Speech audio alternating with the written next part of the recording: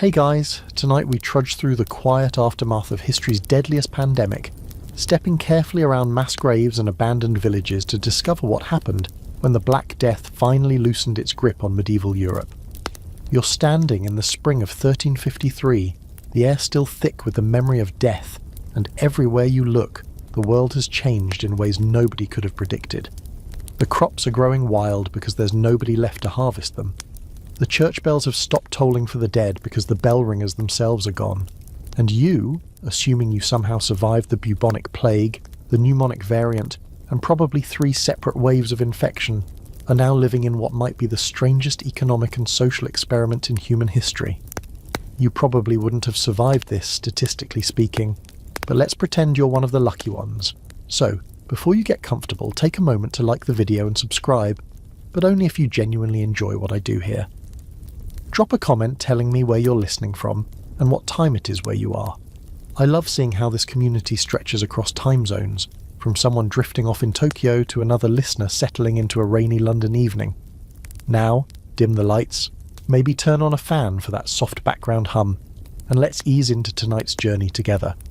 You open your eyes one morning and realise the screaming has stopped. Not gradually, not with any formal announcement, but simply because there's no one left to scream. The plague that swept through your village, through every village, every town, every bustling city from Sicily to Scandinavia, has moved on like a bored predator seeking fresher hunting grounds. For 3, maybe 4 years, you watched your world dissolve, your neighbours, your family, the priest who baptised you, the baker whose bread you ate every morning. Gone, all of them. Their bodies carted away in those awful wagons or simply left to rot where they fell when the cart pullers themselves succumbed. But now you stand in your doorway, and the spring sun is warm on your face, and you're breathing air that doesn't quite carry that terrible sweetness of decay anymore. Birds are singing. Somewhere in the distance a cow is lowing, probably wondering why nobody has come to milk her in days. You're alive, and you have absolutely no idea what comes next. This is the moment historians rarely dwell on. Not the dramatic dying, but the awkward, disorienting surviving. You've been so focused on not catching the pestilence, on avoiding the sick, on praying and fasting and burning herbs and doing all those things that probably didn't help but made you feel like you were doing something, that you never really considered what life would look like on the other side. And now here it is, sprawling before you like an overgrown garden, and you're supposed to just continue. You walk through your village, and the silence is almost physical. It presses against your ears. You're used to the sounds of medieval life, the clang of the blacksmith's hammer, the chatter of women at the well, the shouts of children playing in the muddy streets, the eternal background chorus of livestock and commerce, and humanity packed tightly together. But now your footsteps echo off empty cottages. Doors hang open on leather hinges creaking in the breeze. A chicken pecks its way across the lane, looking as confused as you feel. You pass the house where Thomas the Tanner lived with his wife and 7 children. The smell that always emanated from his workshop, that eye-watering stench of urine and animal hides that you complained about constantly, is fading now. You'd give anything to smell it again, because it would mean Thomas was still there, still working, still alive. But the tanning pits are still, the hides rotting in their baths, and Thomas and his entire family are buried in the mass grave behind the church, along with what you estimate to be about half the village. Half. Let that sink in for a moment as you stand there in the spring sunshine. Half the people you knew your entire life, gone in the span of months. Historians still argue whether the mortality rate was closer to 30% or 60%, and honestly, when you're standing in the middle of it, the precise numbers feel almost obscene to calculate. You just know that the village feels like a mouth missing most of its teeth, and every familiar corner holds the ghost of someone who should still be there. You make your way to the manor house, because even in the midst of apocalyptic death, the feudal system theoretically still exists, and you technically still owe labour to Lord Geoffrey. The manor looks the same as always, imposing stone walls, narrow windows, the family crest carved above the entrance. But when you approach the gate, there's no guard to challenge you. You wander through the courtyard, past the empty stables, past the silent kitchens, and finally you find old Walter, the steward, sitting on a bench in the herb garden staring at nothing. Walter looks up at you with eyes that have seen too much, and he laughs. Not a joyful sound, but something hollow and wondering.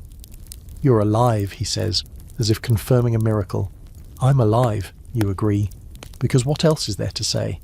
Walter tells you that Lord Geoffrey died 3 weeks ago. So did Lady Margaret. So did their eldest son and heir, young Richard. The only surviving member of the family is a distant cousin nobody's ever met, who lives somewhere in Lincolnshire and probably doesn't even know he's just inherited an estate. This is the reality settling over Europe like a strange, unsettling fog.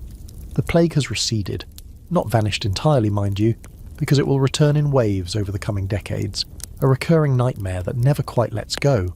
But the initial catastrophic outbreak is over, and in its wake, it has left a landscape so transformed that the survivors barely recognise it.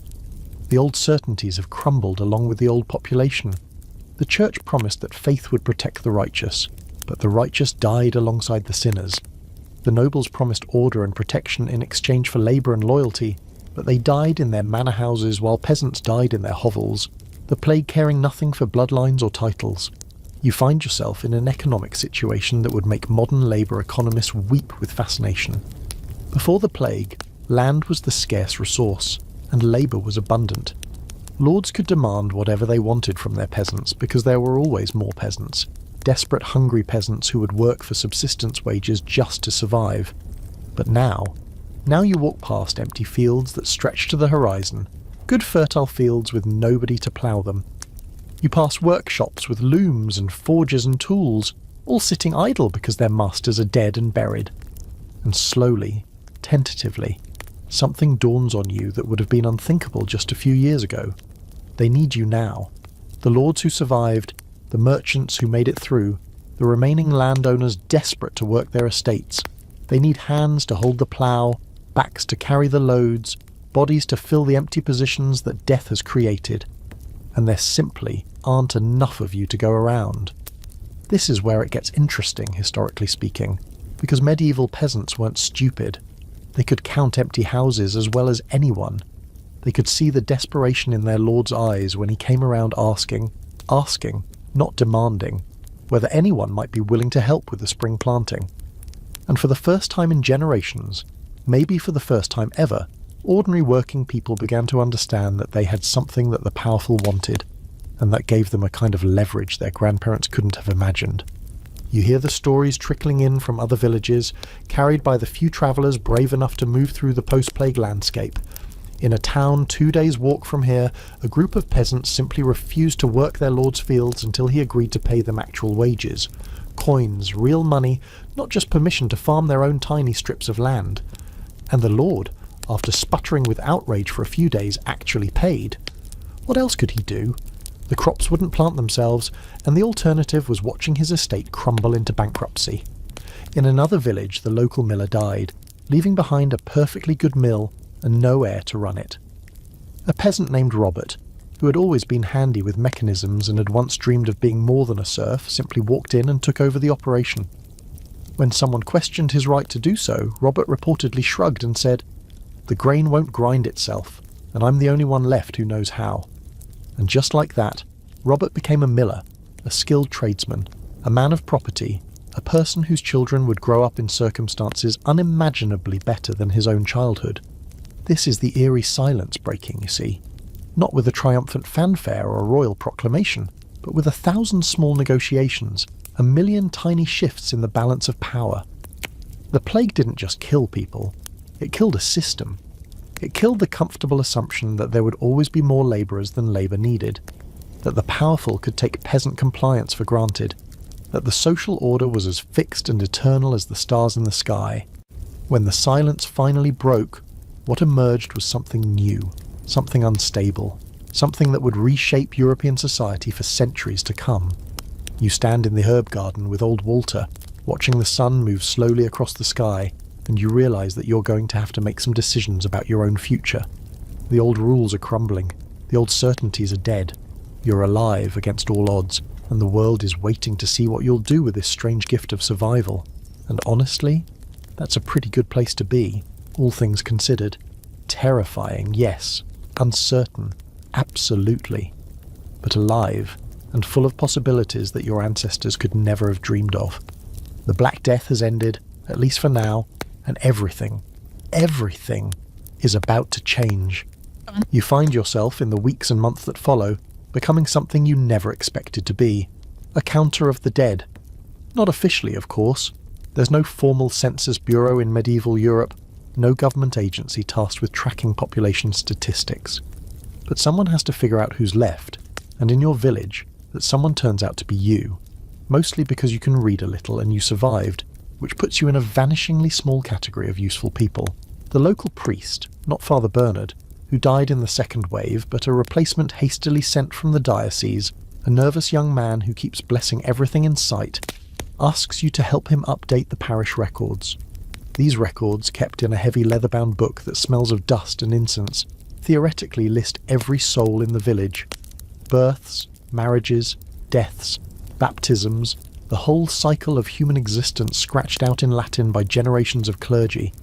But when you open the book and start comparing names to faces you can actually find, the scale of what's happened begins to truly sink in. You work through the list systematically, name by name. John the Elder, who farmed the Northfield, dead. His wife Agnes, dead. Their son William, dead. Their daughter-in-law Margaret, alive, actually. You saw her yesterday. Looking dazed, but breathing. Their grandchildren, 2 dead, 1 alive, 1 missing and presumed dead. You make little marks next to each name, and the marks accumulate like falling leaves, page after page of mortality. The numbers you're compiling, multiplied across thousands of villages and towns throughout Europe, will eventually form the basis of one of history's grimmest calculations. Historians still argue whether the Black Death killed 1/3 of Europe's population, or closer to half, or in some regions as much as 60%. The honest answer is that nobody knows for certain, because medieval record-keeping was spotty even in the best of times, and these were emphatically not the best of times. Parish priests died before they could record their parishioners' deaths. Whole villages vanished without anyone left to document their passing. In some places, the dead were buried in such haste that no records were kept at all. But here's a quirky detail that might give you a sense of just how devastating this was. In the English county of Norfolk, a later survey found that approximately 45% of the clergy had died during the plague years. These were educated men, relatively well fed, living in better conditions than most peasants, and nearly half of them perished. If that was the death rate among the privileged classes, imagine what it was like for the poor, crowded together in unsanitary hovels, sharing beds and fleas and infection. You finish your count late in the evening, your candle guttering low, and you sit back to contemplate the numbers. Out of approximately 300 souls who lived in your village before the plague, you can confirm that about 120 are still alive. Another 30 or so are unaccounted for, fled to other places perhaps, or dead in ditches somewhere, their bodies never found. That leaves roughly half the village gone, transformed from living, breathing neighbours into entries in a death register, names that will fade from memory within a generation or two. The young priest looks at your figures and crosses himself, muttering prayers under his breath. He's been doing a lot of that lately. You suspect it's as much for his own comfort as for any spiritual efficacy, but you don't begrudge him the habit. Everyone's coping in their own way. Some people drink. There's more ale to go around now after all, with fewer mouths to consume it. Some people pray until their knees are raw. Some people simply stare into the middle distance, unable to fully process what they've witnessed. And some people, like you, count. There's something almost soothing about the numbers, about reducing the incomprehensible horror to neat columns and tallies. It gives the mind something concrete to hold on to when everything else feels like smoke. The counting isn't happening just in your village, of course. Across Europe, in manor houses and monasteries and municipal offices, survivors are attempting the same grim arithmetic. In Florence, the chronicler Giovanni Villani started recording the plague's progress before becoming a victim himself. His chronicle simply stops mid-sentence, a haunting monument to the disease's indifference. In Siena, the painter and writer Agnolo di Tura buried 5 of his own children with his own hands, and then wrote about it with a kind of stunned horror that still resonates across the centuries. The figures that emerge from these various attempts at counting paint a picture almost too vast to comprehend. Before the plague, Europe's population stood somewhere around 75 million people, give or take. After the first wave passed, that number had dropped to perhaps 50 million, and in some regions the losses were even more catastrophic. The Italian city-states, with their dense urban populations and active trade networks, were hit especially hard. Venice may have lost 60% of its people. Florence, that jewel of culture and commerce, saw its population cut roughly in half. You hear these reports from travellers who pass through your village, merchants trying to re-establish trade routes, pilgrims heading to shrines to give thanks for their survival, displaced persons wandering in search of somewhere that might feel like home. Their stories blur together after a while, a litany of death and devastation that spans from the Mediterranean to the Baltic, from the Atlantic coast to the edges of the known world. And yet, within the horror, there are strange moments of dark humour that help the survivors cope. You hear about a town in Germany where the only person left alive was the village idiot, who spent days wandering the empty streets calling for people who would never answer. In another place, a dispute arose over inheritance because everyone who could have verified the claimant's identity was dead, leading to a farcical trial where the man essentially had to prove he was himself. A monastery in France reportedly had only one monk survive out of a community of 40. He lived alone in the vast echoing buildings for months, gradually going a little mad from the silence, until other monks could be sent to join him. The counting continues for years, really, as communities slowly take stock of their losses. In England, the institution of the poll tax, a head tax on every adult, will eventually provide some of the most detailed population data from this period, though that particular innovation will later have consequences nobody anticipated. Tax records, manor rolls, guild registries, all these mundane administrative documents become windows into the catastrophe's scope. What the numbers reveal, beyond the raw death toll, is a fundamental restructuring of European society. The ratio of land to labour, which had defined medieval economics for centuries, has been violently inverted. Before the plague, there was never enough land for all the people who wanted to farm it. Peasants competed desperately for the right to work tiny plots, accepting whatever terms their lords dictated. Population pressure kept wages low and rents high. The average peasant lived on the edge of subsistence, one bad harvest away from starvation. But now you walk past field after empty field, good arable land lying fallow because there simply aren't enough hands to work it. The Lord Steward comes around asking, not demanding, asking, whether you might be willing to take on some additional acreage. He mentions, almost sheepishly, that he could offer you better terms than you currently have. Perhaps a reduction in the labour service you owe. Perhaps a slightly larger share of the harvest. This is unprecedented and you know it. Your grandfather would have laughed at the very idea of a lord negotiating with a peasant, but your grandfather is dead, along with most of his generation, and the rules that governed his world are dying too. You start to notice changes in the people around you, subtle shifts in posture and attitude. Old Marjorie, who spent her entire life bent in deference, has started looking people in the eye when she speaks to them. Young Thomas, who would have inherited nothing and spent his life as a landless labourer, is suddenly talking about opportunities. That word itself feels new, feels almost revolutionary. There are rumours of peasants in the next county over simply walking away from their manors, abandoning their legal obligations and heading to towns where no one knows their status, where they might be able to reinvent themselves as free workers. The authorities, of course, are trying to stuff the genie back in the bottle. You hear about laws being passed, harsh measures designed to freeze wages and prevent labourers from seeking better conditions. But how do you enforce such laws when half your enforcement mechanism is dead? How do you keep peasants tied to the land when there are 100 empty farms for every peasant willing to work one? You finish updating the parish records and hand them back to the nervous young priest, who files them away with trembling hands. He thanks you for your service and offers to pray for your continued health, which seems like a reasonable request given the circumstances. You step out of the church into the evening air, and you notice something you hadn't consciously registered before. Smoke rising from chimneys, here and there, scattered across the village, signs of life, signs of people cooking their dinners, going about their business, stubbornly continuing to exist despite everything. The count is done, at least for now. Half your neighbours are dead, but half are alive. And that half, that battered, traumatised, utterly transformed half, is about to start building a new world on the ashes of the old. The numbers don't tell the whole story, of course. Numbers never do. But they provide a starting point, a baseline from which to measure everything that comes next.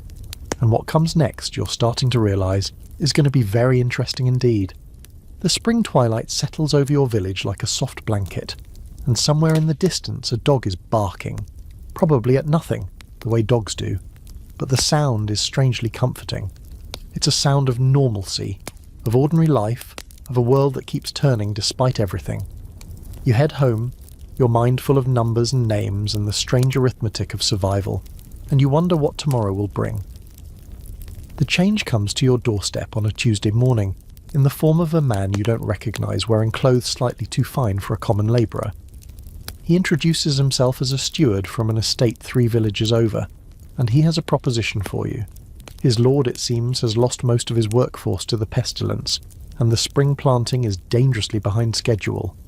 Would you perhaps consider coming to work his fields? He mentions a wage, an actual wage in silver pennies, that makes your eyes widen involuntarily. You've never been offered money for your labour before. The very concept feels almost transgressive, like something from a dream or a fever vision. Your entire life, you've worked under the customary arrangements of the manor. You owe your lord a certain number of days each week labouring on his domain, the land he keeps for himself, and in exchange you're allowed to farm your own strips in the common fields and live in your cottage without being thrown out. It's not slavery exactly, but it's not freedom either. It's just the way things have always been, as fixed and immutable as the seasons. But this stranger is offering you something different. He's offering you wages. He's treating your labour as something with a market value, something that can be bought and sold like wool or wheat. And the price he's quoting, well, it's roughly double what agricultural workers were earning before the plague, back when labour was cheap and plentiful. You tell him you'll think about it, which is itself a kind of revolution. A few years ago you wouldn't have dared to negotiate, to keep a lord's representative waiting while you considered your options. But the representative just nods, gives you his lord's name and location, and says he hopes to hear from you soon. Then he moves on to the next cottage, presumably to make the same offer to your neighbour. This scene is playing out across England, across France, across the whole of Western Europe. The massive die-off has created what economists would later call a tight labour market, and surviving workers are discovering that they suddenly have bargaining power. In some regions, wages have already doubled from their pre-plague levels. In others, they'll eventually triple. Peasants who spent their entire lives scraping by on subsistence farming are being offered actual money. Enough money to buy things, to save things, to imagine a future different from the grinding poverty of their past.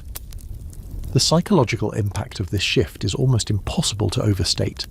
For generations, the European peasantry had internalized a certain vision of the world and their place in it. God had ordained 3 orders of society: those who pray, those who fight, and those who work. Peasants belonged to that third category, and their role was to labour, to support the other orders, to accept their station with humble gratitude. The idea that their labour had a price, that they could negotiate terms, that they might refuse to work if the conditions weren't satisfactory, this was genuinely revolutionary thinking, even if nobody was using that word yet. You find yourself sitting in the village alehouse that evening, nursing a cup of weak beer and listening to the conversations swirling around you. Everyone's talking about the same thing: the offers that have been coming in, the wages being quoted, the opportunities that seem to be opening up. Old Robert, who's been farming the same strips his father farmed and his grandfather before that, is seriously considering moving to a town and learning a trade. Young Alice, whose husband died in the plague, has had 3 offers of remarriage in the past month, all from men eager to combine their holdings with hers, to create larger, more efficient farms. A travelling peddler who's been passing through shares news from other regions, and his tales are almost fantastical. In some parts of Germany, he says, peasants have been demanding written contracts guaranteeing their terms of employment. Written contracts, as if they were merchants or nobles conducting business. In parts of France, entire villages have collectively negotiated with their lords, presenting unified demands and refusing to work until those demands were met. And in England, he adds with a knowing wink, the authorities are getting nervous enough that there's talk of passing laws to control wages and restrict peasant movement. That last detail catches your attention because it suggests something important. The powerful are scared. They can see what's happening, the way the old order is fraying at the edges, and they're scrambling to maintain control. If wages were simply rising due to some natural economic adjustment, there'd be no need for laws to prevent it. The fact that legislation is being discussed means that someone up there recognises that the balance of power is shifting in ways that threaten their interests. You hear more specific rumours in the following days. Apparently in 1349, right in the middle of the plague's first wave, King Edward III of England issued an ordinance trying to freeze wages at their pre-plague levels. It was a desperate measure, an attempt to prevent the economic chaos that everyone could see coming, but enforcement was spotty at best during the crisis itself. Now, with the immediate danger past, there's talk of making this ordinance into a proper statute, with teeth, fines for workers who demand excessive wages, penalties for employers who pay them, a whole apparatus of enforcement designed to keep the peasantry in their place. Historians still argue whether these wage control measures were primarily about economics or about social control. On one hand, rising labour costs genuinely threatened the profitability of many estates, and there were legitimate concerns about inflation and economic disruption. On the other hand, there's something deeply revealing about a law that essentially tells working people they're not allowed to benefit from improved market conditions. The nobility and the merchant classes were perfectly happy to profit when circumstances favoured them. Why should workers be forbidden from doing the same? The reality on the ground, as you observe it, is that the laws are almost impossible to enforce consistently. Your village doesn't even have a proper court at the moment. The Lord's bailiff died in the plague, and his replacement hasn't been appointed yet. Who's going to prosecute you if you accept higher wages from that steward who came calling? Who's going to know? The old machinery of manorial justice, which kept peasants in line through a combination of custom, surveillance, and occasional violence, has been badly damaged.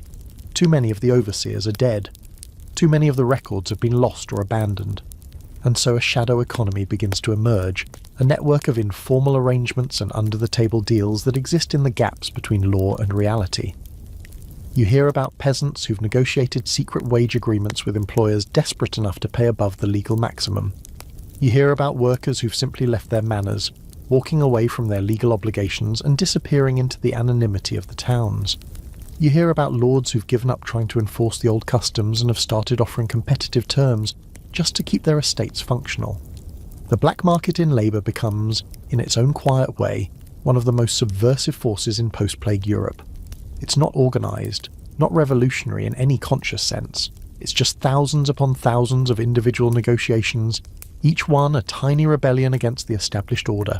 A peasant demanding an extra penny per day, a widow insisting on better terms before she'll remarry, a young man walking 10 miles to work for a lord who offers better conditions than his own. You make your decision on a rainy Thursday afternoon. You tell the steward from the distant estate that you'll come work his lord's fields, but only for the harvest season and only at the wage he quoted. You feel a flutter of anxiety as you say the words, some deep part of you still expecting divine punishment for such presumption. But no thunderbolt strikes. The steward just nods, shakes your hand, and tells you to report next Monday. Walking home through the rain, you feel something unfamiliar, a sense of agency, of control over your own destiny. It's probably an illusion. You're still a peasant, still at the mercy of weather and disease and the whims of the powerful. But for this moment, you made a choice. You negotiated terms. You treated your own labour as something valuable, something worth bargaining over. And that feels, in its small way, like the beginning of something new. The village is quiet in the rain, smoke rising from the surviving chimneys, puddles forming in the rutted lane. You pass the empty cottage where Thomas the tanner used to live, and for a moment you think you catch a whiff of that old familiar stench. But it's just your imagination, just memory playing tricks. Thomas is gone, and his trade with him, and the world has moved on in ways he never could have anticipated. You wonder what he'd think of all this, the wages, the negotiations, the strange new economy of survival. Probably he'd be confused, the way you're confused. Probably he'd be scared, the way you're scared. But maybe, just maybe, he'd also be a little bit hopeful. The rain picks up as you reach your cottage door, drumming steadily on the thatch above your head. Tomorrow you'll start preparing for your journey, gathering what few possessions you'll need for a season away from home. But tonight you'll sit by your fire and listen to the rain and think about the extraordinary thing that's happening all around you. The slow, halting, painful birth of a new kind of world. The document arrives in your village on a crisp autumn day in 1351, carried by a royal messenger who looks exhausted and slightly annoyed at having to travel to such a backwater. It's the Statute of Labourers, freshly enacted by Parliament, and the messenger reads it aloud in the village square to a small crowd of survivors who listen with expressions ranging from confusion to barely concealed fury. The statute's language is formal, legalistic, dense, with the kind of phrasing that makes your head hurt if you try to parse it too carefully. But the essence is simple enough. Wages are to be frozen at their pre-plague levels. Workers are forbidden from demanding or accepting higher pay. Employers who offer inflated wages will be fined. Labourers who refuse to work for the legally mandated rates will be punished. And, this is the part that makes people mutter angrily, able-bodied persons under the age of 60 who are without their own land or trade are required to work for whoever wants to hire them, at the old customary wages whether they like it or not. You stand near the back of the crowd, watching faces as the implications sink in. Old Marjorie, who just last month negotiated a tidy sum to help with the harvest at a neighbouring manor, looks like she's swallowed something sour. Young Thomas, who'd been talking so excitedly about opportunities and better terms, has gone very still and very quiet. The general mood is one of betrayed expectations. People had dared to hope that the new economic reality might actually benefit them, and now the authorities are trying to snatch that hope away. The messenger finishes his reading, rolls up the parchment and asks if there are any questions. Nobody speaks. What would be the point? The law is the law, handed down from King and Parliament, backed by the full weight of royal authority. Questioning it publicly would be foolish at best, dangerous at worst. So the villagers disperse in silence, each of them calculating privately how this new statute will affect their plans. But here's the thing about laws that try to fight against economic reality. They tend not to work very well. The Statute of Labourers looks impressive on parchment, but enforcing it across a depopulated kingdom proves to be an entirely different matter. The statute assumes a functioning judicial system, with courts and bailiffs and juries capable of investigating violations and imposing penalties.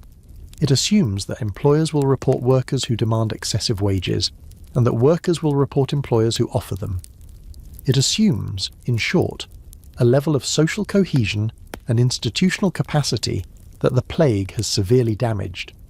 In practice, what you observe over the following months is a kind of elaborate theatre of compliance. When officials are watching, everyone pretends to follow the rules. Wages are quoted at the legal maximums. Workers accept the mandated rates with appropriate humility. Everything looks proper and orderly, exactly as Parliament intended. But when officials aren't watching, which is most of the time given how few of them survived the plague, the real negotiations happen. You hear about a farmer in the next village who officially pays his workers the legal wage but also provides them with generous gifts of food, clothing and housing that just happen to make up the difference. You hear about a lord who records the customary rate in his account books but pays his labourers from a separate unrecorded fund. You hear about workers who accept the official wage but then mysteriously find themselves assigned to lighter duties, given more breaks, treated with unusual consideration. The black market in labour, which was already developing before the statute, now becomes a fully established institution. It operates on winks and nods, on unspoken understandings, on the mutual recognition that everyone involved is technically breaking the law, and therefore everyone has an interest in keeping quiet about it. A strange solidarity develops between workers and the more pragmatic employers. They're all complicit in the same deception, all united against the distant authorities who don't understand how things actually work on the ground. You find yourself participating in this shadow economy, almost without meaning to. The steward who hired you for the harvest season pays you the official rate, as required by law, but he also invites you to take home whatever surplus vegetables you can carry, and he looks the other way when you help yourself to some of the windfall apples in the orchard. When you calculate the total value of what you're receiving, it comes out to significantly more than the legal wage. But nothing's written down, nothing's official, and if anyone asks, you're simply a loyal worker receiving lawful compensation plus the ordinary generosity of a kind employer. The courts do try to enforce the statute, to be fair. Records from this period show numerous prosecutions of workers who demanded excessive wages and employers who paid them.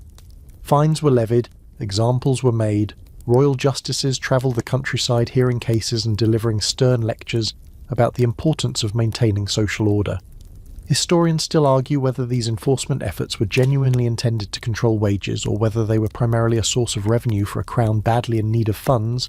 The fines, after all, went into royal coffers, and there was a certain financial incentive to find as many violations as possible. What the records also show, though, is that the prosecutions barely made a dent in the underlying reality. For every worker hauled before a court, Dozens more were quietly negotiating better terms and getting away with it. The statute created resentment, created fear, created a pervasive sense that the government was the enemy of working people. But it didn't actually freeze wages at pre-plague levels. The economic forces were simply too powerful, the labour shortage too severe, the opportunities for evasion too numerous. You witness one of these prosecutions firsthand, in a market town about a day's walk from your village.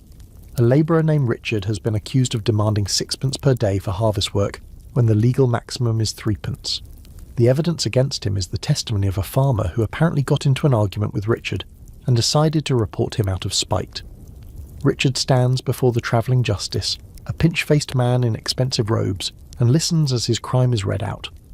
The justice lectures Richard at length about the proper order of society, about the duty of labourers to accept their station, about the wickedness of those who would exploit the kingdom's misfortune for personal gain. Richard stares at the ground throughout, his face carefully blank. He's fined 12 pence, 4 days' worth of the excessive wages he allegedly demanded, and warned that repeat offenders face imprisonment or worse. He pays the fine from a pouch at his belt, which suggests that despite everything, he's doing reasonably well for himself. Afterward, outside the courthouse, you happen to overhear Richard talking with some friends. He's annoyed about the fine, certainly, but he's not broken. The farmer who reported him, he says, is now on everyone's blacklist. No worker in the county will hire on with him, regardless of what he offers. And Richard himself will simply be more careful in the future, more discreet, more attentive to who might be listening when he discusses terms. The statute is a nuisance, he concludes, but it's not going to change the fundamental reality that there aren't enough workers and too much work. Walking home that evening, you think about the strange position the authorities have put themselves in. They've passed a law that they cannot effectively enforce, against economic forces they cannot control, and the primary result has been to make ordinary working people feel that the government is their adversary. The statute hasn't restored the old order, it's just added a layer of criminality to the new one. Every worker who negotiates a better wage is now, technically, a lawbreaker. Every employer who offers competitive terms is an accomplice. The entire economy is shot through with small illegalities, with deceptions and evasions, with a pervasive sense that the rules are unjust and therefore don't really need to be followed. This is fertile ground for something larger to grow, though you don't know it yet. The resentment building in villages like yours, the sense that the powerful are rigging the game against ordinary people, the experience of successfully defying authority and getting away with it. All of this is accumulating like kindling, waiting for a spark. It will take another 30 years for that spark to catch, for the simmering discontent to explode into open rebellion. But the foundations are being laid right now, in these quiet acts of resistance, in these whispered negotiations, in the growing conviction that the law serves the rich and oppresses the poor. For now, though, you just go about your business, doing what you need to do to survive and maybe even prosper in this strange new world. You accept the official wage and the unofficial bonuses. You keep your head down when the justices come around. You share information with other workers about which employers are fair and which are trouble. And slowly, imperceptibly, you and millions like you are reshaping European society, not through grand gestures or dramatic confrontations, but through countless tiny choices, each one a small push against the old order. The autumn leaves are falling as you reach your village, carpeting the lane in gold and russet. The statute may be the law of the land, but the land itself seems indifferent to statutes, going about its eternal business of growth and decay regardless of what Parliament decrees. You find that thought oddly comforting as you settle in for the evening, the fire crackling in your hearth, the world outside growing dark and cold and quietly, stubbornly resistant to anyone's attempt to keep it frozen in place. You decide to visit your cousin in the next county over, a journey of about 2 days on foot, because you've heard rumours that his village has been abandoned entirely, and you want to see if he's all right. The path takes you through countryside you've known your whole life, past fields and woods and streams that should feel familiar and comforting. But nothing feels familiar anymore. The landscape itself has been transformed by absence. The first abandoned holding you pass looks almost normal at first glance. A cottage, a barn, a small paddock, the usual arrangement. But as you draw closer, you notice that the thatch is rotting, that weeds have invaded the vegetable garden, that the door hangs crooked on its hinges. No smoke rises from the chimney, no animals stir in the paddock. The place has the particular stillness of somewhere that's been empty for a while, that quiet sense of waiting for occupants who will never return. You peer through the door, more out of curiosity than any real purpose, and find the interior largely intact. Someone's possessions are still here. A wooden bowl on the table, a woolen blanket on the bed, a child's carved toy lying forgotten in a corner. The family didn't pack up and leave deliberately. They simply stopped being here, taken by the plague so quickly that their belongings remained frozen in place like a snapshot of ordinary life interrupted. This scene, you're discovering, is not unusual. As you continue your journey, you pass holding after holding in similar states of arrested decay. Some are completely empty, their occupants dead and buried, their lands reverting slowly to wilderness. Others show signs of recent visitation, scavengers perhaps, or opportunists checking for anything valuable left behind. A few have been tentatively occupied by new tenants, survivors from elsewhere looking to claim abandoned property, but these new arrivals seem thin on the ground. The phenomenon you're witnessing has a name, though you don't know it yet: the creation of deserted medieval villages. Across Europe, thousands of settlements are being abandoned in the plague's aftermath, some temporarily, many permanently. The pattern varies by region. In some areas, the remaining population consolidates into larger villages, leaving the smaller ones to crumble. In others, entire communities simply vanish, their locations forgotten until archaeologists rediscover them centuries later.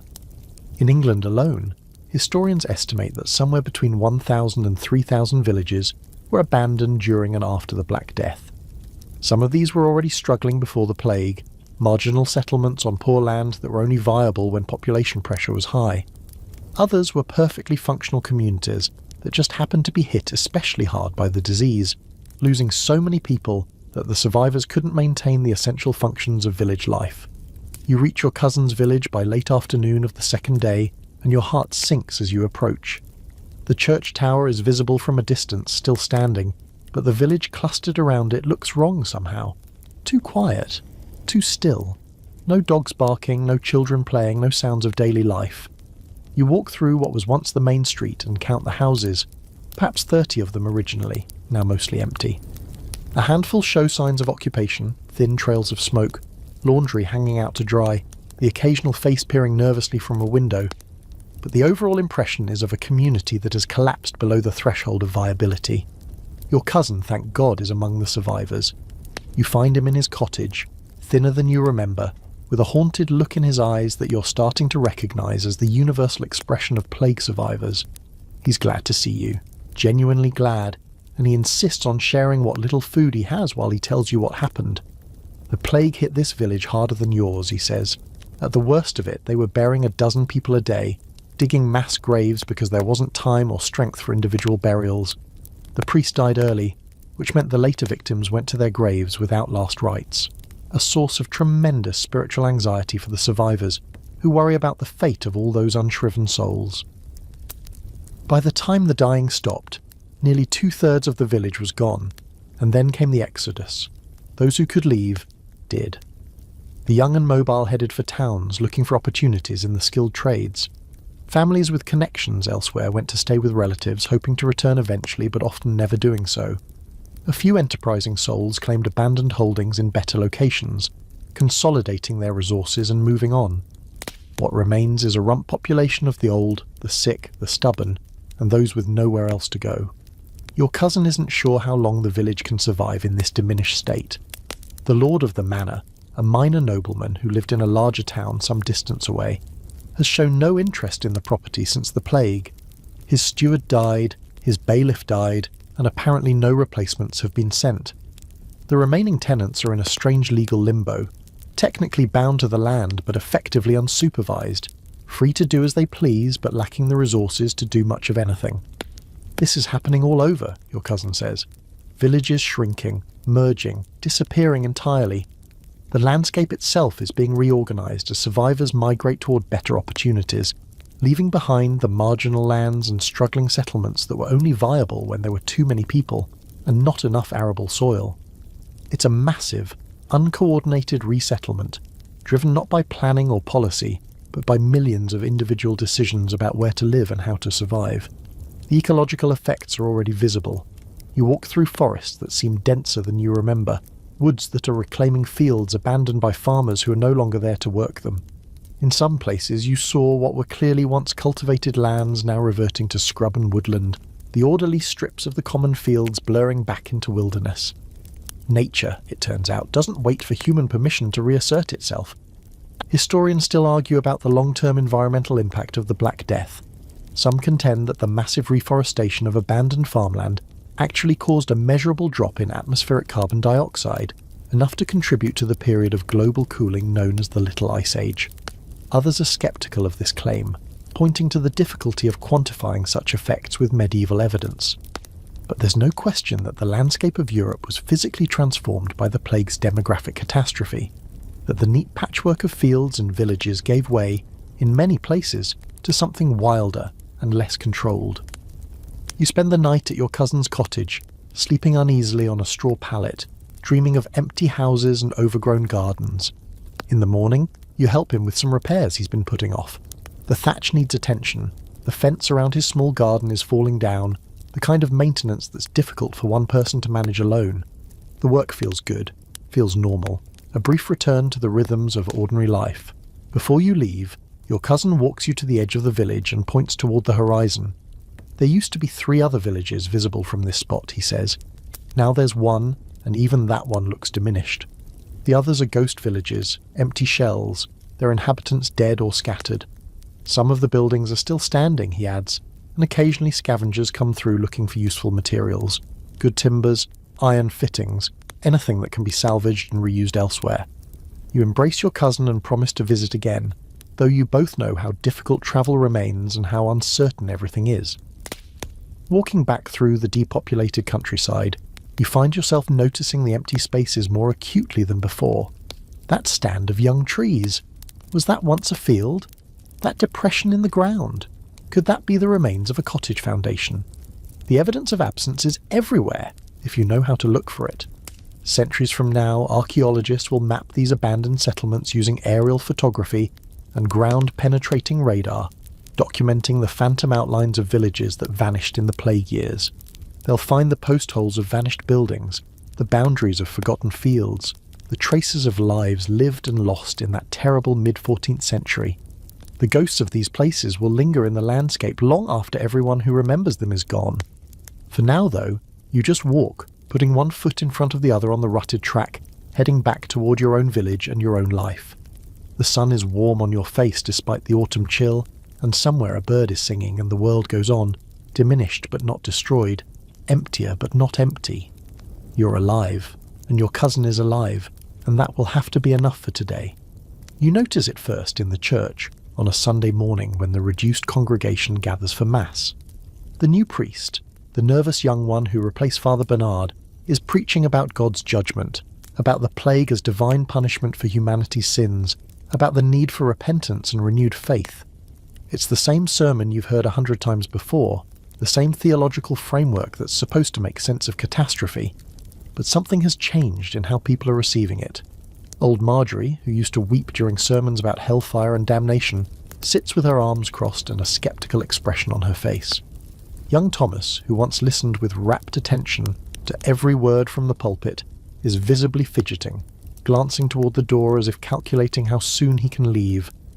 Even the more devout members of the congregation seem distracted, going through the motions of worship without the fervent intensity that characterized religious life before the plague. The priest senses it too. His voice wavers. He repeats himself. He grows louder, as if volume might substitute for conviction. But the harder he pushes, the more the congregation seems to withdraw into polite, distant compliance. They'll do what's expected of them, they'll kneel and pray and receive communion, but something essential has broken in the relationship between these people and their church. You understand because you feel it yourself.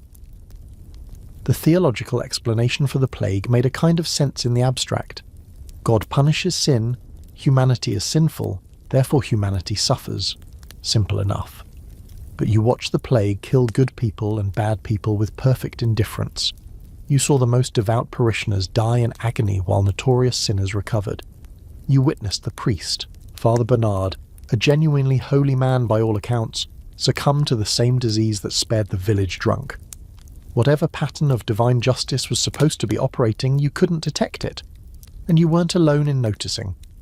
Across Europe, the plague has dealt a severe blow to the authority of the institutional church, not because people have stopped believing in God, but because the church's explanations have so spectacularly failed to match observable reality. The clergy promised that faith would protect the faithful. It didn't. They organised processions and prayers and masses for the dead.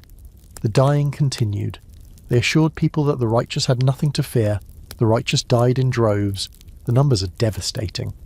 In some regions, half the clergy perished, a higher mortality rate than the general population, probably because priests were expected to attend the dying and administer last rites, bringing them into close contact with the infected.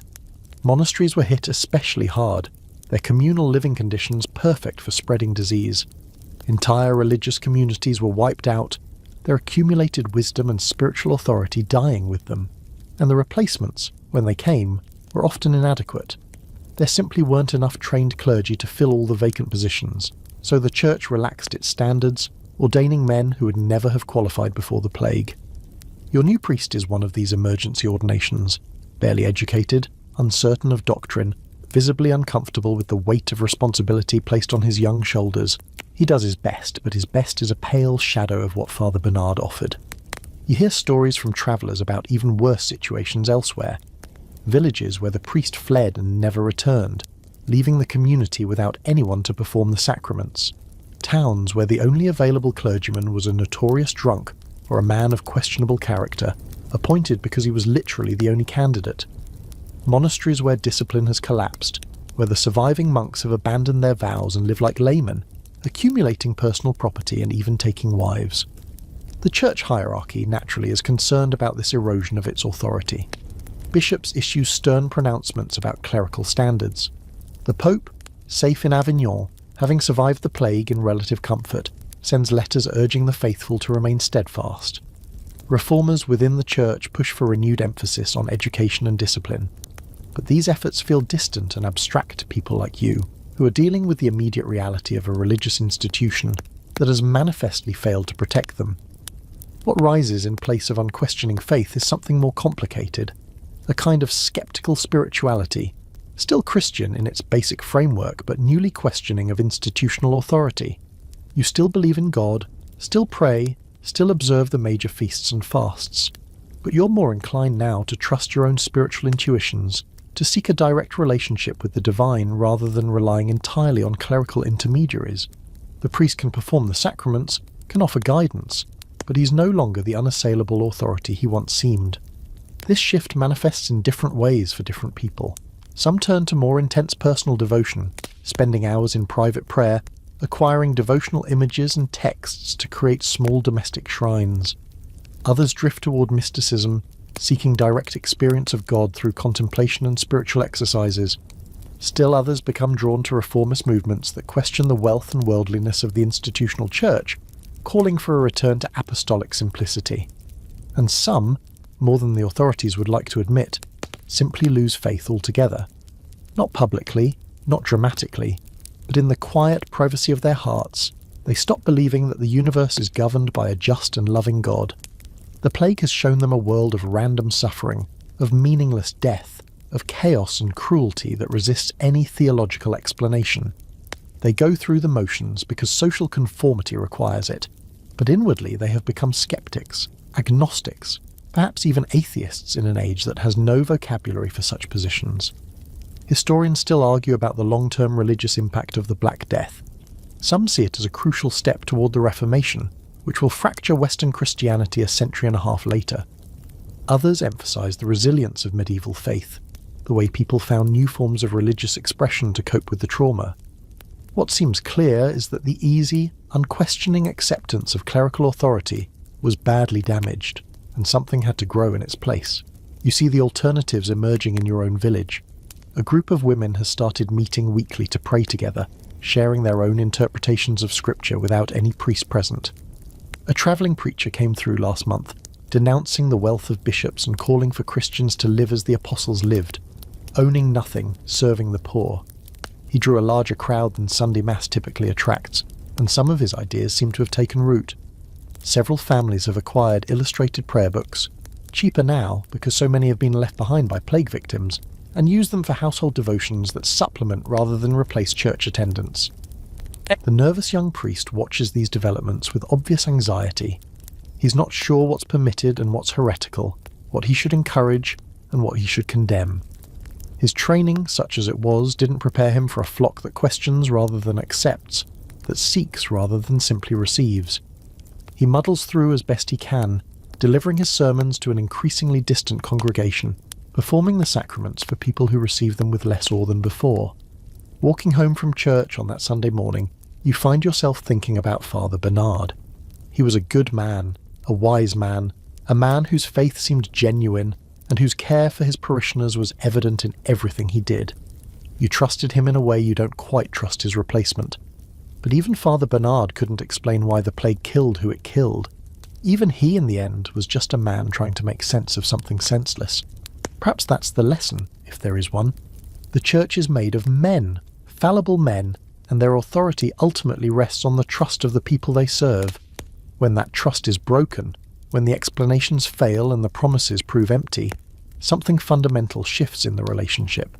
It doesn't disappear entirely.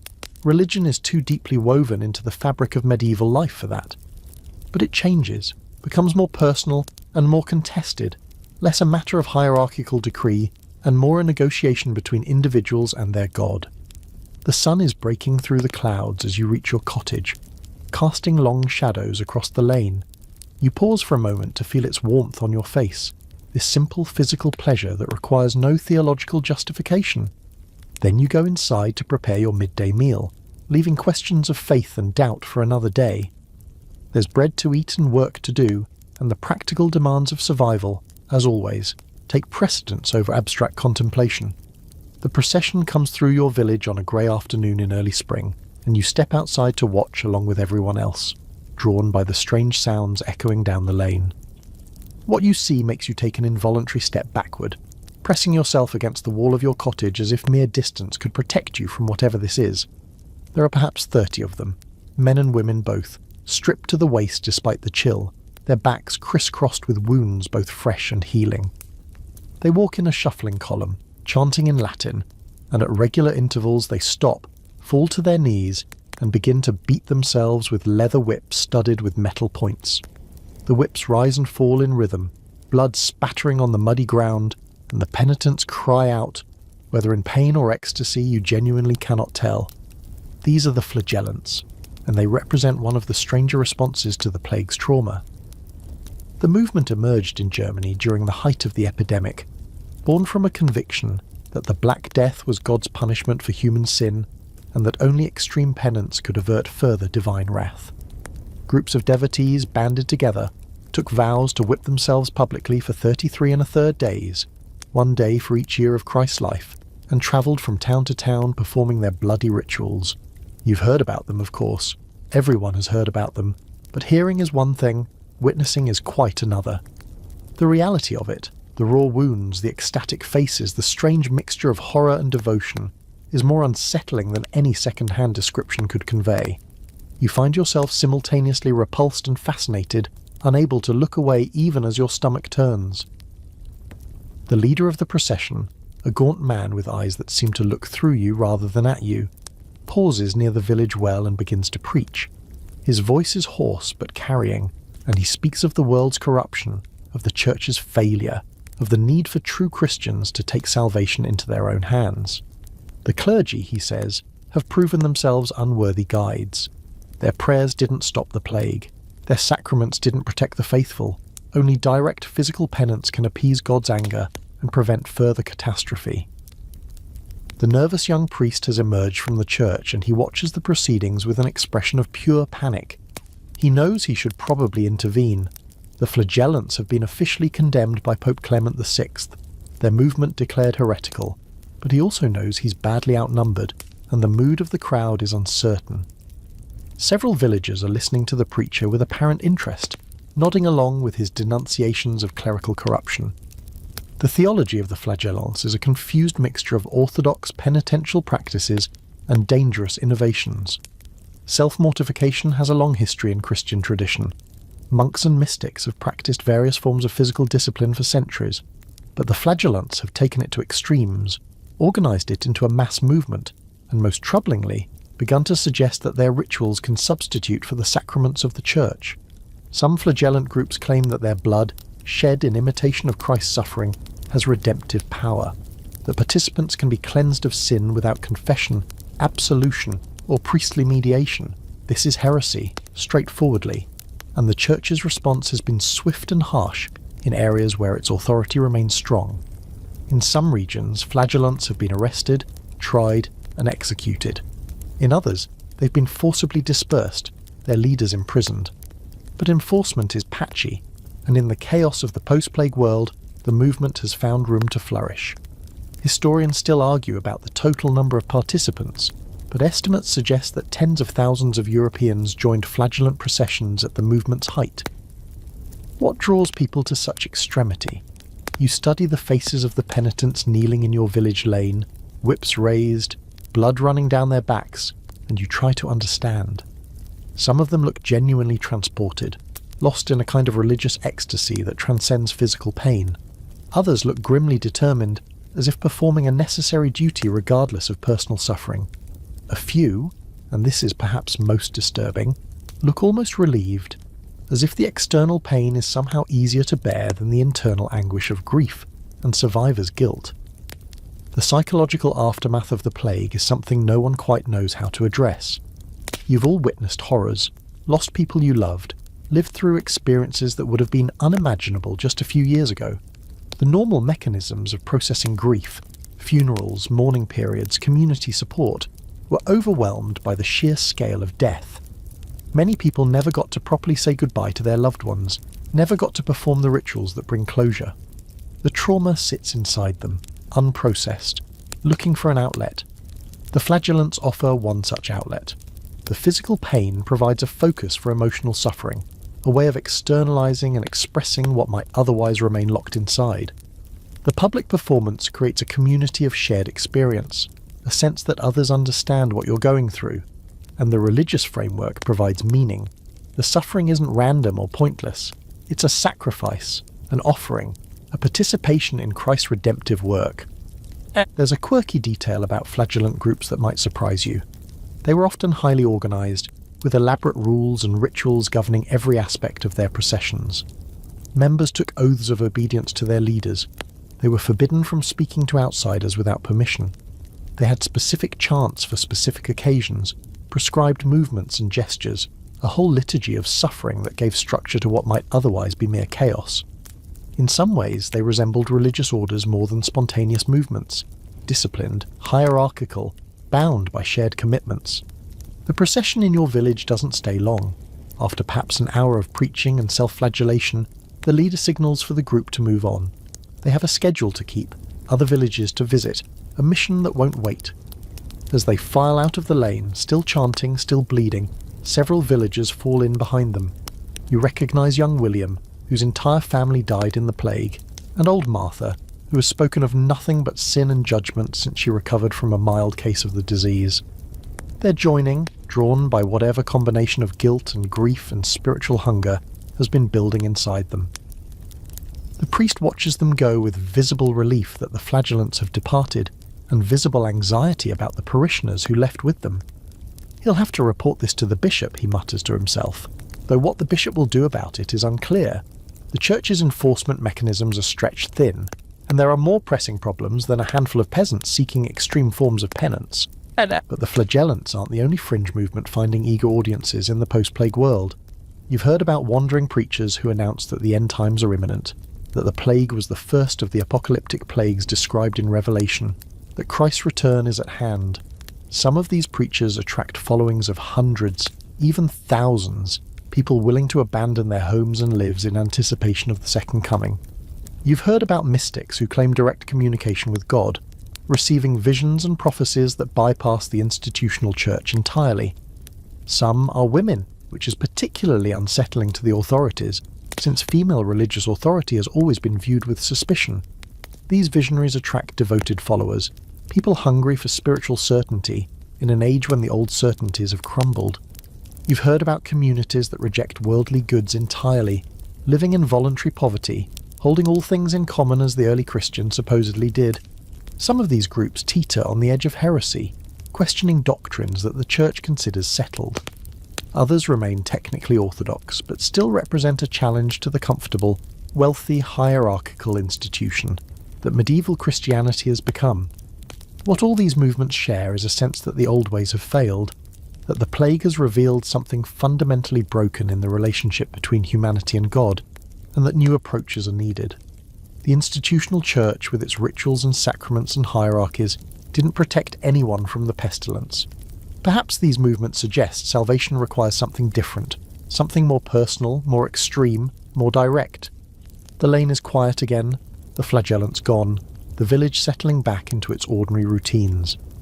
But something lingers in the air, a sense of possibilities opened, of boundaries tested. The nervous young priest retreats to his church, probably to pray for guidance. You retreat to your cottage, probably to think about what you've witnessed. And somewhere on the road ahead, the procession continues its bloody journey, carrying its message of penance and purification to the next village, and the next, and the next. The rumours reach your village in fragments, whispered by travellers and carried by merchants whose routes take them through the German-speaking lands to the east. At first, you dismiss them as exaggerations, the kind of wild tales that circulate whenever people are frightened and looking for explanations. But the rumours keep coming, and they keep getting worse, and eventually you understand that something truly terrible is happening, something that makes even the plague itself seem almost impersonal by comparison. They're killing the Jews, not in isolated incidents, not in occasional outbursts of violence, but systematically, deliberately, in town after town across the Holy Roman Empire. The accusations are always the same. The Jews poisoned the wells, they caused the plague, they conspired to destroy Christendom by tainting the water supply with a deadly concoction of spiders, frogs, lizards, and the hearts of Christians. The confessions have been extracted under torture, the evidence manufactured or imagined, and the punishment is death, usually by burning, sometimes by other means equally horrific. You don't have Jews in your village, you've met a few in market towns, seen them in their distinctive clothing, perhaps exchanged a few words of commerce without really thinking about who they were or what their lives were like. They've always been somewhat mysterious figures to you, people who kept to themselves, who worshipped differently, who occupied a strange position in Christian society, tolerated but never fully accepted, useful for lending money and other economic functions that Christians were forbidden to perform, but always vulnerable when things went wrong, and things have gone very, very wrong. The wave of massacres that sweeps through the German lands in 1348 and 1349 represents one of the worst episodes of anti-Jewish violence in medieval history. Entire communities are annihilated. In Strasbourg, approximately 2,000 Jews are burned alive on a platform in the Jewish cemetery. In Mainz, the Jewish community, one of the oldest and most distinguished in Europe, is destroyed, its members killed or driven out. In hundreds of smaller towns, the pattern repeats: accusations, arrests, torture, confession, execution. The well poisoning accusation is, of course, completely false. Jews were dying of the plague at the same rate as Christians, which should have been obvious to anyone paying attention. The disease didn't check religious affiliation before striking, but logic has little power against fear, and the need to find someone to blame for incomprehensible catastrophe has led people to embrace explanations that they might otherwise have recognized as absurd. There's a darker layer to the violence as well, one that has less to do with plague theories and more to do with economics. Many of the Jews killed were creditors, people who had loaned money to Christians who are now quite happy to see their debts literally go up in smoke. Some of the most enthusiastic participants in the massacres were people who owed substantial sums to Jewish lenders. When the Jews were killed and their property confiscated, those debts conveniently disappeared. Historians still argue about the relative weight of different factors in driving the violence. Religious hatred, certainly. Centuries of Christian teaching about Jewish responsibility for Christ's death had created a reservoir of hostility that could be tapped in times of crisis. Economic resentment. The perception that Jews had grown wealthy through usury, even though Christians had pushed them into that role by forbidding them from most other professions. Political opportunism. Some local authorities used the chaos as cover to seize Jewish property or eliminate economic competitors. And sheer psychological displacement. The overwhelming trauma of the plague needed an outlet, and scapegoating provided one. Pope Clement VI, to his credit, condemned the massacres and pointed out the obvious flaw in the well-poisoning theory. Jews were dying of the plague too. He issued a papal bull forbidding Christians from killing Jews without legal process and threatening those who did with excommunication. But papal authority had limited reach in the chaotic conditions of plague-stricken Europe, and many local authorities ignored or defied his instructions. Some secular rulers also tried to protect their Jewish subjects, though often for pragmatic rather than humanitarian reasons. Jews were valuable. They paid taxes, they provided financial services, they contributed to the economy. Killing them was bad for business. Duke Albert of Austria sheltered Jews in his territories and punished those who attacked them. Some bishops and city councils did the same. But these pockets of protection were islands in a sea of violence, and even protected communities often faced pressure to convert or leave. The scale of destruction is difficult to comprehend. Perhaps a third of all Jews living in German-speaking lands were killed during the plague years. Hundreds of communities that had existed for generations were wiped out entirely. The survivors fled eastward, many of them settling in Poland and Lithuania, where they would rebuild their communities and flourish for centuries, until another, even more catastrophic persecution descended upon their descendants in the 20th century. You hear these stories in your village sitting by the fire in the alehouse, and you feel something you can't quite name. Horror, certainly. These are human beings being burned alive, tortured, murdered for crimes they didn't commit. But also a kind of uneasy self-examination. You've never done violence to a Jew, never participated in a pogrom, but have you harboured the same suspicions, believed the same stereotypes, accepted the same casual prejudices that make such violence possible? The line between passive prejudice and active persecution seems thinner and more permeable than you'd like to admit. A merchant who's travelled through the affected regions describes what he saw, and his account is delivered in the flat, careful tone of someone who doesn't want to remember, but can't quite forget. The smell, he says, that's what stays with you. Burning flesh has a particular smell, and when you've burned hundreds of people, men, women, children, the elderly, the smoke hangs over the town for days. He saw the platform in Strasbourg where the execution took place, the ashes still visible, the ground still scorched. He saw the empty houses in the Jewish quarter, already being looted by Christian neighbours eager to claim what the dead no longer needed. The bizarre accusation about well poisoning has a strange afterlife. Confessions extracted under torture are recorded, preserved, copied and distributed as proof of Jewish malevolence. These documents become part of the anti-Semitic archive, cited for centuries as evidence of Jewish conspiracy. The fact that the confessions were obtained through agony and terror, that people will say anything to stop the pain, seems to matter not at all to those who want to believe the worst. There's a quirky and disturbing detail about the confessions that historians have noted. They're oddly specific about the ingredients of the supposed poison. Spiderwebs, frog legs, lizard tails, the hearts of unbaptized children. The lists read almost like recipes, as if someone sat down and invented the most disgusting concoction they could imagine.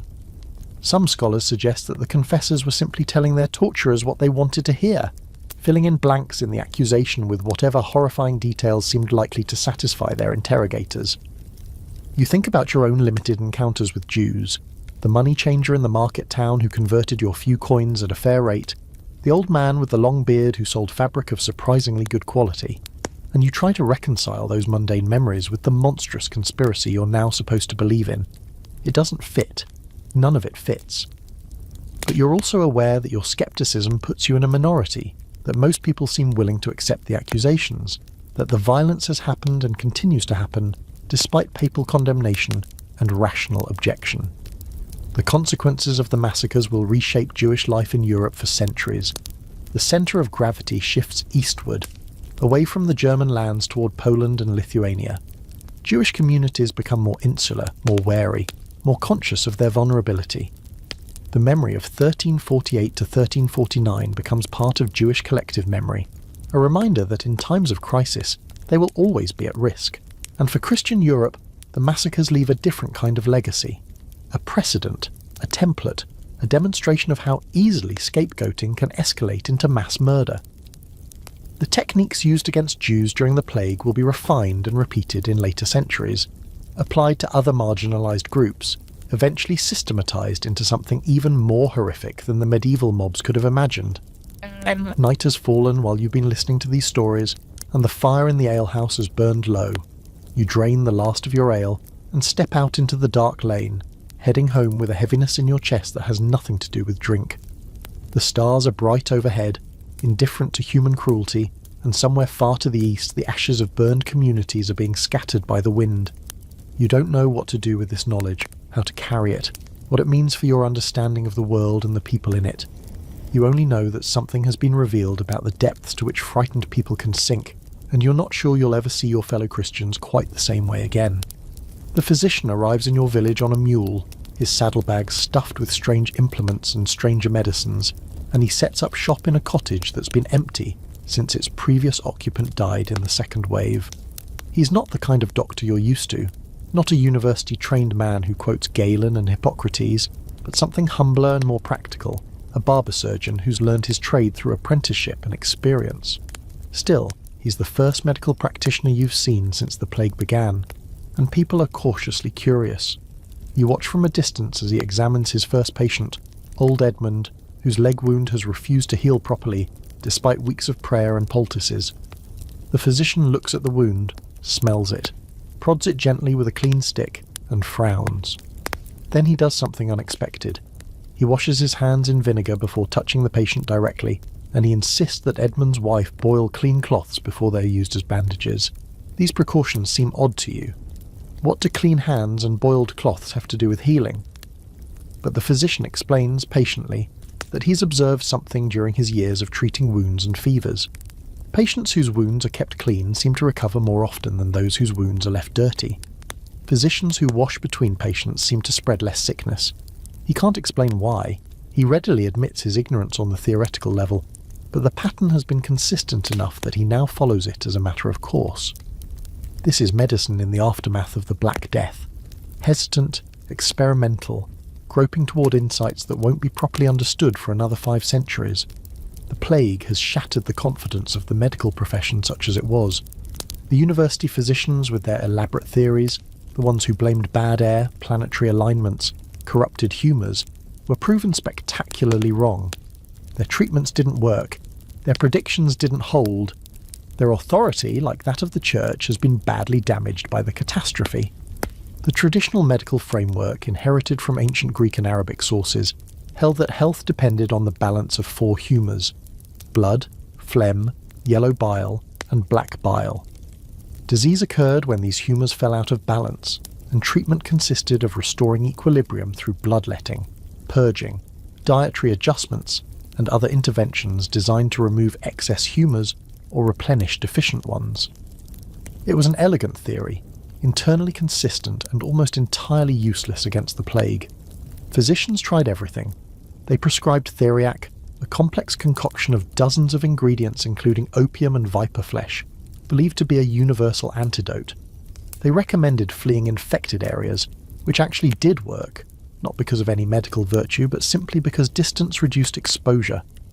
They advised avoiding bathing, on the theory that open pores allowed bad air to enter the body, which was wrong but not entirely unreasonable given their understanding of disease transmission. They suggested burning aromatic herbs to purify the air, which made rooms smell better, but did nothing to stop the spread. The honest physicians, and there were some, admitted that they had no idea what caused the plague or how to cure it. Guy de Chauliac, personal physician to Pope Clement VI, and one of the most respected medical authorities of the age, contracted the plague himself and survived. He wrote frankly about the disease's mysterious nature, acknowledging that it defied all the categories of traditional medicine. Historians still argue about whether his survival gave him special credibility, or whether it just made him lucky. What emerged from the plague, gradually and uncertainly, was a new willingness to experiment, to observe, to prioritise practical results over theoretical consistency.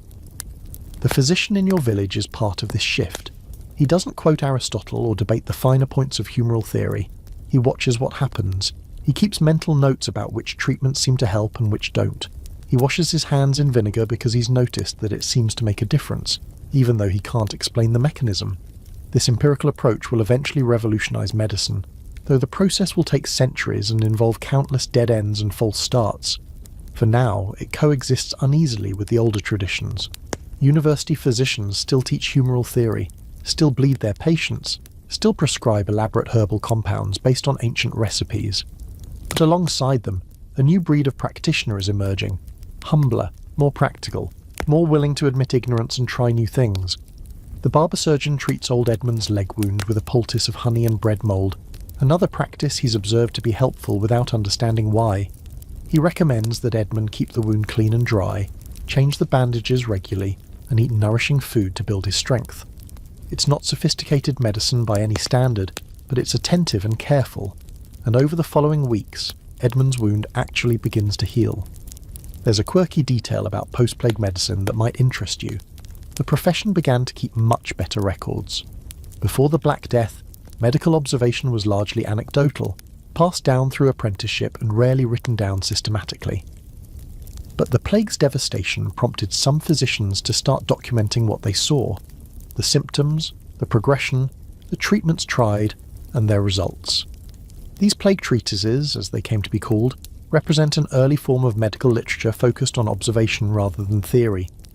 The most famous of these treatises describe the plague in vivid clinical detail: the buboes, the fever, the black spots on the skin that gave the disease its name. They record the terrifying speed of progression, the way patients could seem healthy in the morning and be dead by nightfall. They note the high mortality among caregivers, which suggested something about how the disease spread, even if no one could identify the actual mechanism. And they honestly admit the failure of standard treatments, the helplessness of physicians confronting something they didn't understand. You visit the barber surgeon yourself eventually, to have him look at a persistent cough that's been bothering you for weeks. He examines you carefully, asks questions about your symptoms, listens to your chest with his ear pressed against your back. Then he tells you it's probably nothing serious, likely just the lingering effects of a winter cold, but that you should drink warm broth, rest when you can, and avoid cold draughts. He doesn't bleed you, doesn't purge you, doesn't prescribe expensive medicines you couldn't afford anyway. Walking home, you reflect on how different this was from your previous encounters with medical care. The old physician who used to visit the manor, before he died in the plague, of course, was full of Latin terms and complicated explanations, confident in his theories even when his treatments failed. This new man is different. He admits what he doesn't know. He focuses on practical advice. He seems genuinely interested in whether his patients improve rather than in defending his professional dignity.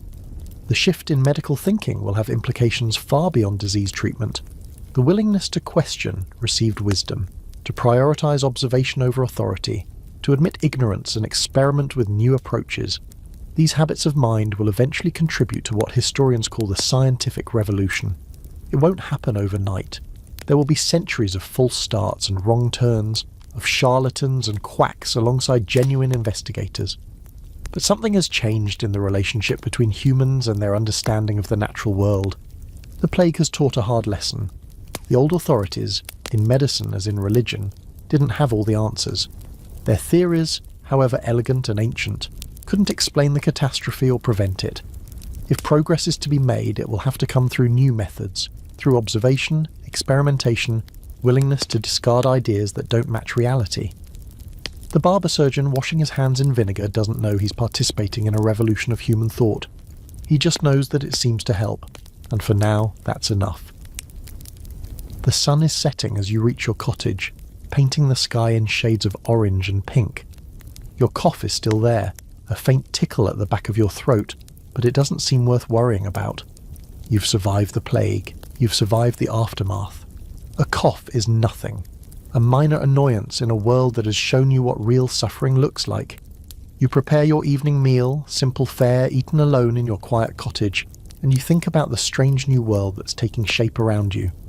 A world where old certainties are crumbling and new possibilities are beginning, tentatively, to emerge. You see the painting in the church, unveiled on a feast day when the congregation gathers to celebrate one of the few genuinely happy occasions since the plague receded. The nervous young priest has commissioned it from a travelling artist, partly to beautify the sanctuary and partly, you suspect, to give people something to think about other than their losses. But when the cloth is pulled away and the painting revealed, you realise that the artist has created something very different from the gentle Madonnas and serene saints that decorated churches before the catastrophe. The painting shows a dance. That's your first impression. figures moving together in some kind of procession or celebration. But as your eyes adjust to the dim candlelight, the details become clearer and the celebration turns into something else entirely.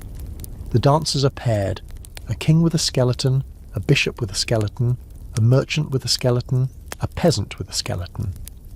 Death, grinning with empty eye sockets, leads each of them by the hand, and they follow whether they want to or not. The dance of death, the artist calls it, and you stand before it for a long time, unable to look away. This is the new art of the post-plague world, and it's everywhere. The cheerful, confident imagery that characterized religious art before the Black Death. The triumphant Christ, the benevolent Virgin, the peaceful saints resting in eternal glory, has given way to something darker, more anxious, more obsessed with mortality and decay. Skeletons grin from church walls. Corpses in various stages of decomposition remind the living of what awaits them. The message is repeated again and again, in Latin and in vernacular languages, carved in stone and painted on wood, memento mori. Remember that you will die. You find the images disturbing, and you're not alone. Several of the older villagers mutter disapprovingly about the painting, complaining that churches should be places of hope and comfort, not reminders of death. But the younger people seem drawn to the imagery in ways they can't quite articulate. Perhaps it feels honest to them. Perhaps after what they've witnessed, the older art seems naive, even dishonest. A pretense that death is distant and manageable, rather than the overwhelming reality that swept through every village and took whoever it wanted. The psychological function of this morbid art is something historians still argue about. One interpretation sees it as a kind of collective therapy, a way of processing trauma by confronting it directly rather than avoiding it.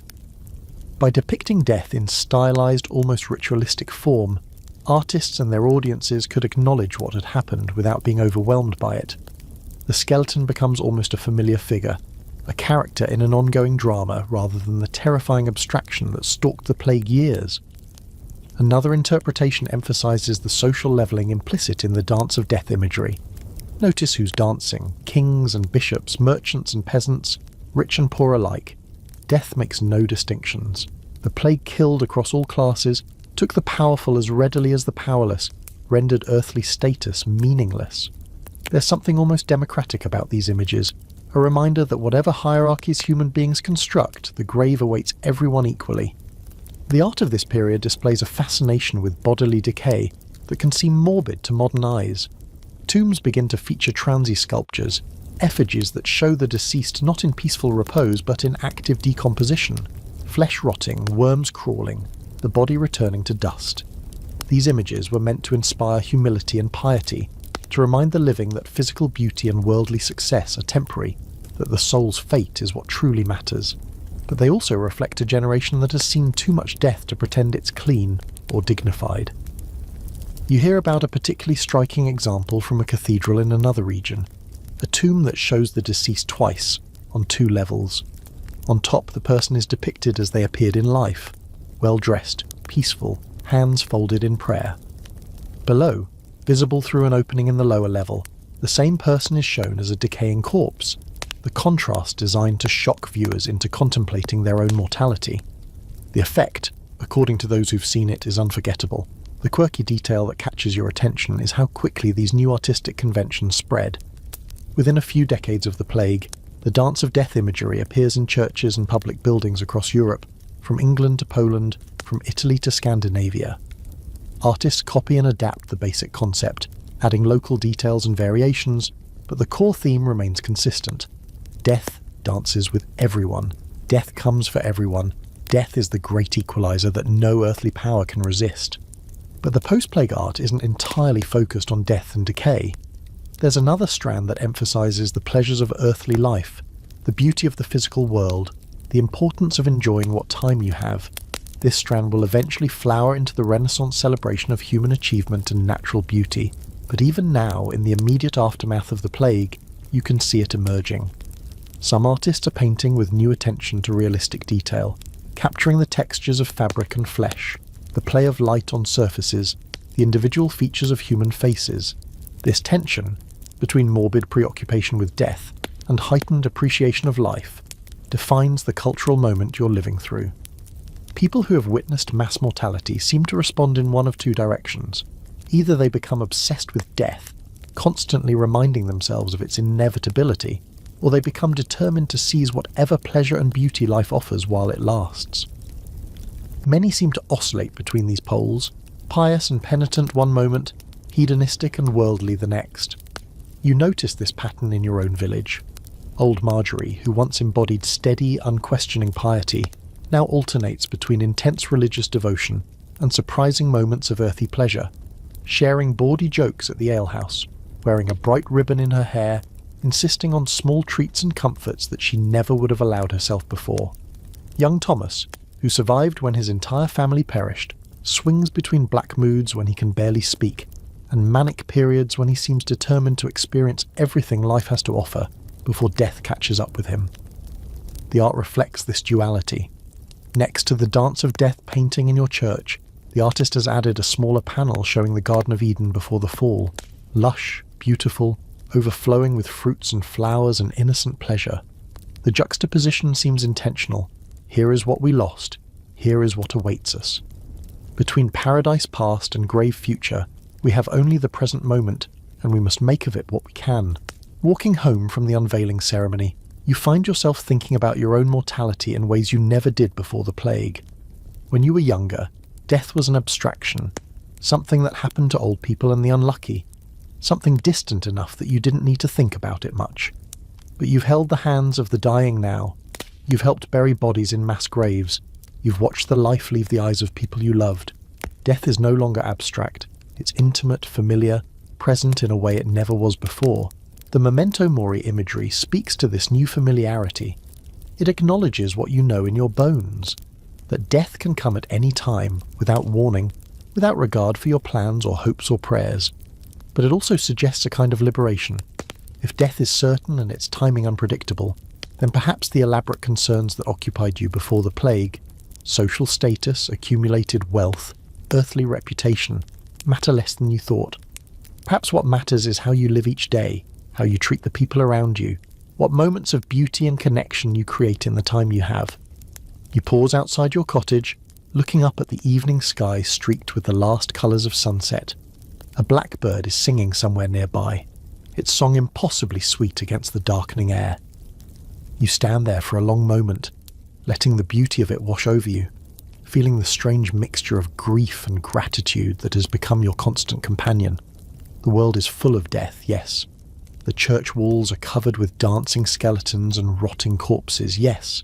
But the world is also full of blackbird songs and painted sunsets and moments of unexpected grace. You go inside, light your candle, prepare for sleep. Tomorrow the art will still be there, the skeletons still dancing, the reminders of mortality still pressing their message. But tonight, you're alive, and that's something worth noticing. The memento mori artist would approve, you think. They're not trying to make you despair. They're trying to make you pay attention, to recognize the preciousness of what you have while you have it. Remember that you will die. Yes.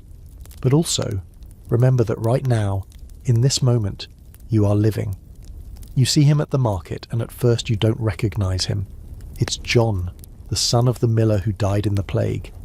The same John who used to wear rough homespun and keep his eyes downcast when speaking to his betters.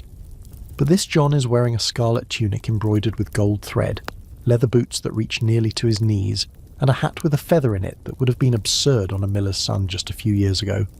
He catches your eye, grins with something between pride and embarrassment, and shrugs as if to say, I know, I know. The transformation isn't unique to John. All around the market you see peasants and common labourers dressed in fabrics and colours that would have been unthinkable before the plague. Bright blues and deep greens, fine wool and even touches of silk, belts with metal buckles, caps and hoods in the latest styles. The old visual hierarchy that let you identify someone's station at a glance has become confused, blurred, almost unreadable. A stranger entering this market wouldn't be able to tell the baker's wife from a minor noblewoman, and that's precisely the point. This sartorial rebellion has been building since the dying stopped, fueled by the same economic forces that have driven up wages. Workers with more money in their pockets are spending it on things that were previously beyond their reach, and clothing is one of the most visible and satisfying ways to display newfound prosperity. The wool merchant's stall is busy with customers who would never have been able to afford his finer fabrics before. The tailor has more work than he can handle, commissioned to make garments in styles copied from the nobility. The authorities, predictably, are not pleased. Sumptuary laws, regulations governing who can wear what, have existed for centuries, designed to maintain visible distinctions between social classes. Commoners aren't supposed to wear certain fabrics, certain colours, certain accessories. These restrictions served both practical and symbolic purposes. They limited the market for luxury goods, which were often imported and expensive, and they ensured that social rank remained immediately legible to anyone with eyes. But the post-plague world is making a mockery of these laws. You've heard about the English Statute of 1363, which attempted to codify clothing restrictions in exhaustive detail. Esquires and gentlemen worth less than £100 per year are forbidden from wearing gold or silver or jewelled embroidery. Servants and labourers are restricted to coarse cloth worth no more than 12 pence per yard. Women's veils must be proportional to their husband's income. The regulations go on and on, a desperate attempt to freeze the visual markers of hierarchy in place. The problem is enforcement. How do you police what everyone in the kingdom is wearing? The courts are already overwhelmed with labour law violations.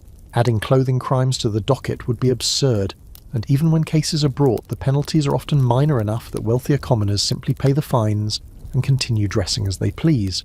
The fines become, in effect, just another cost of upward display, a tax on social climbing that the newly prosperous are willing to bear. John, the miller's son, explains his wardrobe choices to you over a mug of ale. He inherited his father's mill, which would have been enough to explain a modest improvement in his circumstances, but he's also been taking advantage of the labour shortage, hiring workers at competitive wages and expanding his operation to serve multiple villages. The profits have been substantial, and he sees no reason to dress like a poor man when he's no longer poor. There's defiance in his voice when he talks about it, a chip-on-the-shoulder quality that suggests he's not just enjoying his new clothes but making a point with them. All his life, he says, he was told to know his place, to accept his station, to understand that the natural order put people like him at the bottom. The plague didn't respect that order. The plague killed lords and peasants alike, priests and sinners, the high and the low. If death doesn't recognise social distinctions, why should clothing? You nod along, understanding the sentiment even if you're not entirely comfortable with its implications. The old order was oppressive, certainly, but it was also stable, predictable, known. This new world of blurred boundaries and shifting status feels chaotic, unsettled, almost dangerous. If anyone can dress like a gentleman, what does it mean to be a gentleman? If the external markers of rank lose their meaning, what happens to the internal hierarchies they represented? The quirky detail that sticks with you is the specific items that have become fashionable among the newly prosperous. Pointed shoes called poulaines are particularly popular. The longer and more extravagantly pointed, the better. Some men are wearing shoes with points so extended they have to be tied to their knees with chains to allow walking. It's ridiculous, impractical, and utterly delightful to the people wearing them. The very absurdity is part of the appeal. They're wearing shoes that serve no functional purpose, shoes that actually impede movement, because they can, because for the first time in their lives, they have the money and the freedom to indulge in frivolous display. Women's fashion has shifted too, though the changes are more subtle. Necklines have dropped, waistlines have moved. Headdresses have become more elaborate, with veils and wimples giving way to structures of wire and fabric that frame the face and display the hair. These styles were originally the province of noblewomen, adopted by bourgeois women with pretensions, and now filtering down to anyone with coins enough to pay for them. The visual vocabulary of female beauty is being democratized, or at least commercialized, in ways that unsettle traditionalists. The moralists are naturally outraged. Sermons thunder against the sin of pride, against the wickedness of dressing above one's station, against the vanity that leads people to care more about their appearance than their souls. The preachers see in these sartorial changes all the evidence they need that the plague has loosened moral restraints, that survivors are abandoning the virtues of humility and modesty in favour of worldly display. They predict divine punishment for such presumption, another plague perhaps, or some other catastrophe sent to humble the arrogant. But the fancy clothes keep selling, and the people keep buying them, and the visual landscape of Europe keeps shifting towards something more colourful, more varied, more confusing than anything that came before. You walk through the market and you genuinely cannot tell, in some cases, who outranks whom. The old queues are unreliable. You have to actually talk to people, ask questions, observe their behaviour, rather than simply reading their status from their appearance. Historians still argue about the long-term significance of this post-plague fashion revolution. Some see it as a genuine democratisation of consumption, a breakdown of rigid hierarchies that would eventually contribute to more fluid, merit-based social structures. Others emphasise the limits. The nobility and gentry maintain distinctions through ever more elaborate displays, always staying one step ahead of the commoners trying to emulate them. The game of status through clothing didn't end. It just became more competitive, more expensive, more rapidly changing. What you sense, without having the vocabulary to articulate it, is that something has shifted in how people relate to their social positions. Before the plague, your station was given, assigned by birth, reinforced by law and custom, accepted as part of the natural order. After the plague, station feels more like something you perform, something you construct through choices about how to dress, where to work, how to carry yourself. It's still constrained, still shaped by forces beyond individual control, but the constraints have loosened, and the spaces for self-fashioning have widened. John finishes his ale and stands to leave, adjusting his ridiculous feathered hat with evident satisfaction. He's not just a miller's son anymore, not in his own mind. He's a prosperous businessman, a man of means, someone worthy of fine clothes and respect. The scarlet tunic and the gold embroidery are his declaration of this new identity, his visible argument against the old order that would have kept him in rough homespun forever. You watch him go, this transformed figure who used to be just John, and you wonder what your own clothes say about you. They're better than they were before the plague. You've benefited from higher wages too, can afford fabric you couldn't have touched before. But you haven't made the leap John has made, haven't embraced the new possibilities with his abandon. Perhaps you're too cautious. Perhaps you're waiting to see how it all shakes out, whether the authorities will crack down, whether this bubble of prosperity will last. The market continues around you, a swirl of colours and fabrics and competing displays. Someone is selling ribbons in shades you've never seen before, imported from somewhere exotic. Someone else has leather gloves for sale, soft and fine, the kind nobility used to hunt with. The old world is dying, dressed in sober browns and greys. The new world is emerging, gaudy and uncertain, in scarlet and gold. The news arrives on a cold autumn afternoon, carried by a breathless messenger who's been riding for days. Your lord, or rather, the distant cousin who inherited the manor when the original family died in the plague, has himself succumbed to a fever. Not the plague this time, just an ordinary illness that carried him off before anyone realised how serious it was. He leaves behind no direct heir, only a tangle of competing claims that will take years to sort out.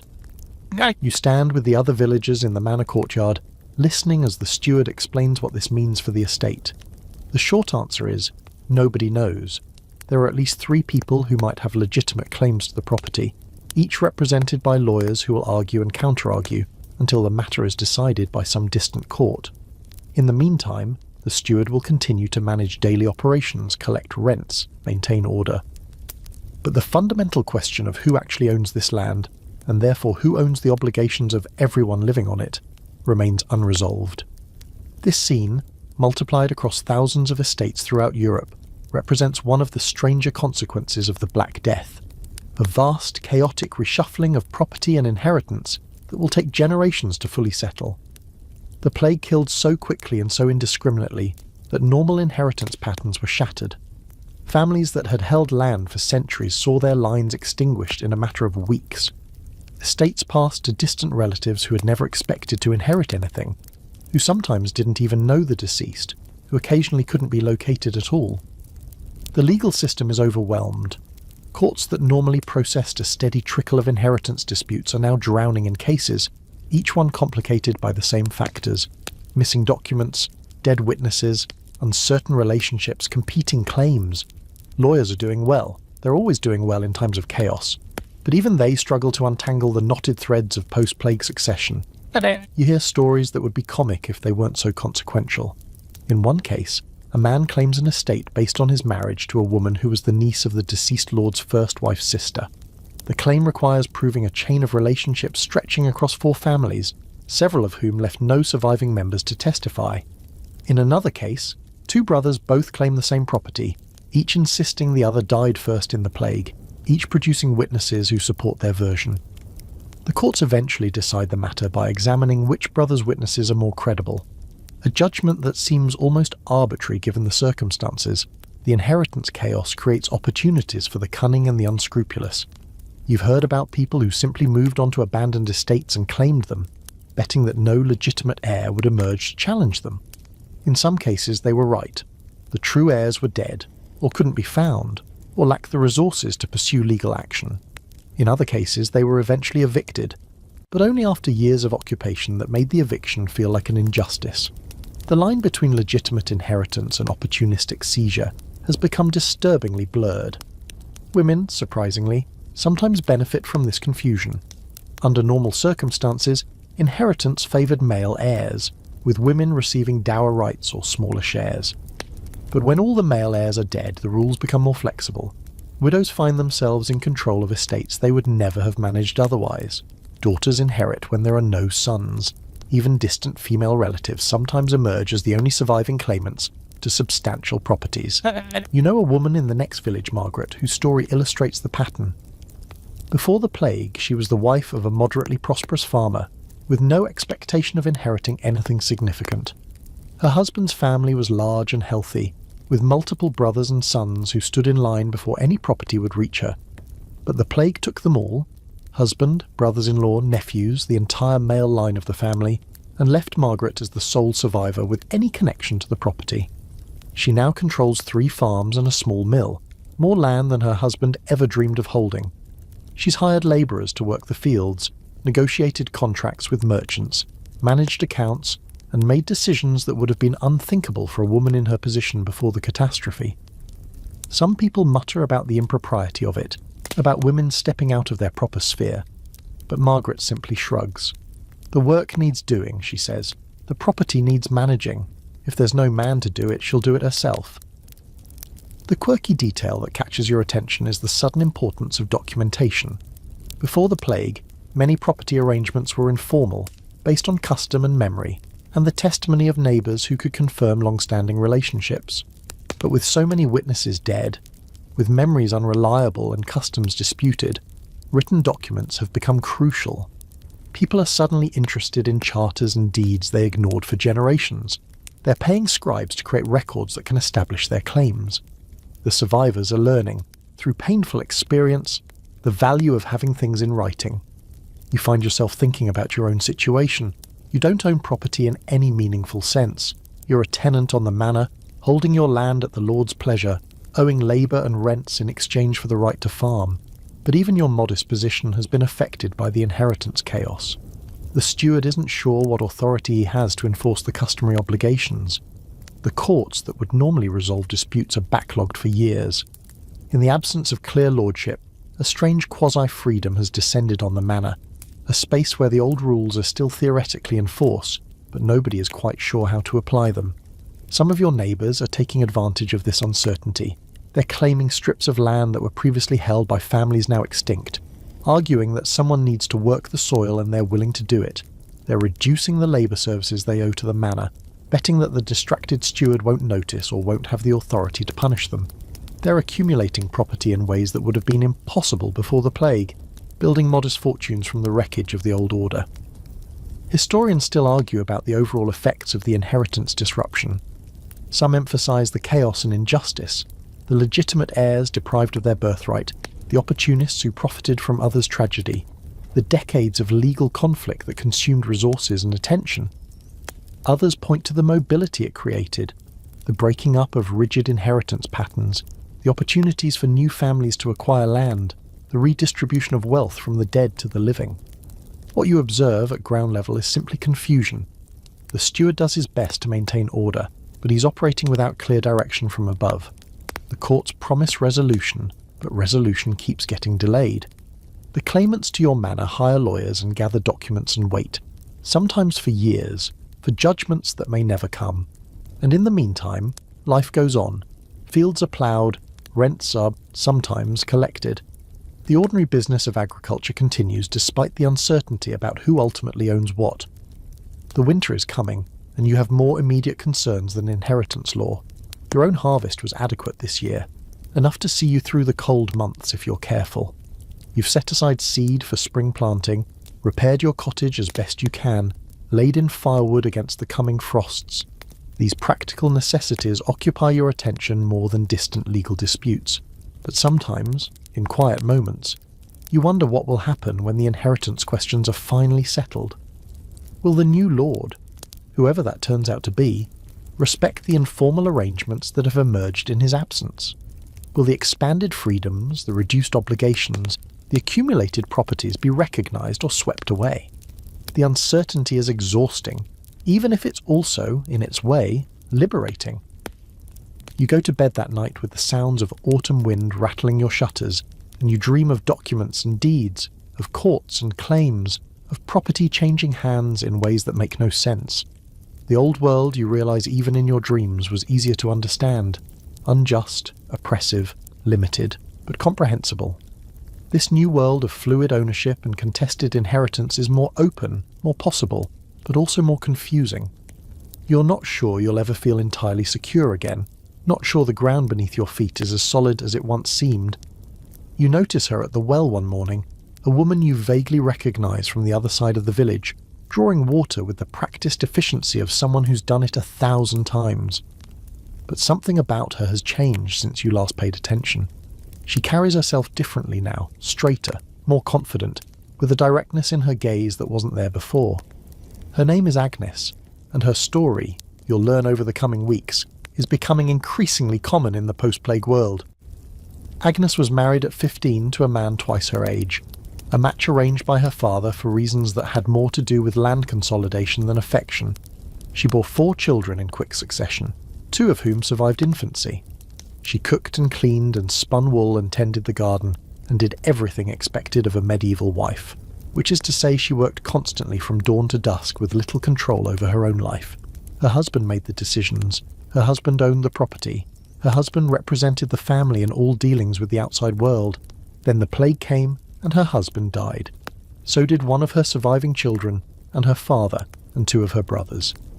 When the dying stopped, Agnes found herself in a position she had never anticipated and had certainly never been prepared for. She was a widow with property, with no male relatives close enough to take control, with decisions to make and a household to run entirely on her own authority. The first months were terrifying, she tells you. She had never managed accounts, never negotiated with merchants, never dealt with the manor steward as anything other than a dependent appendage of her husband.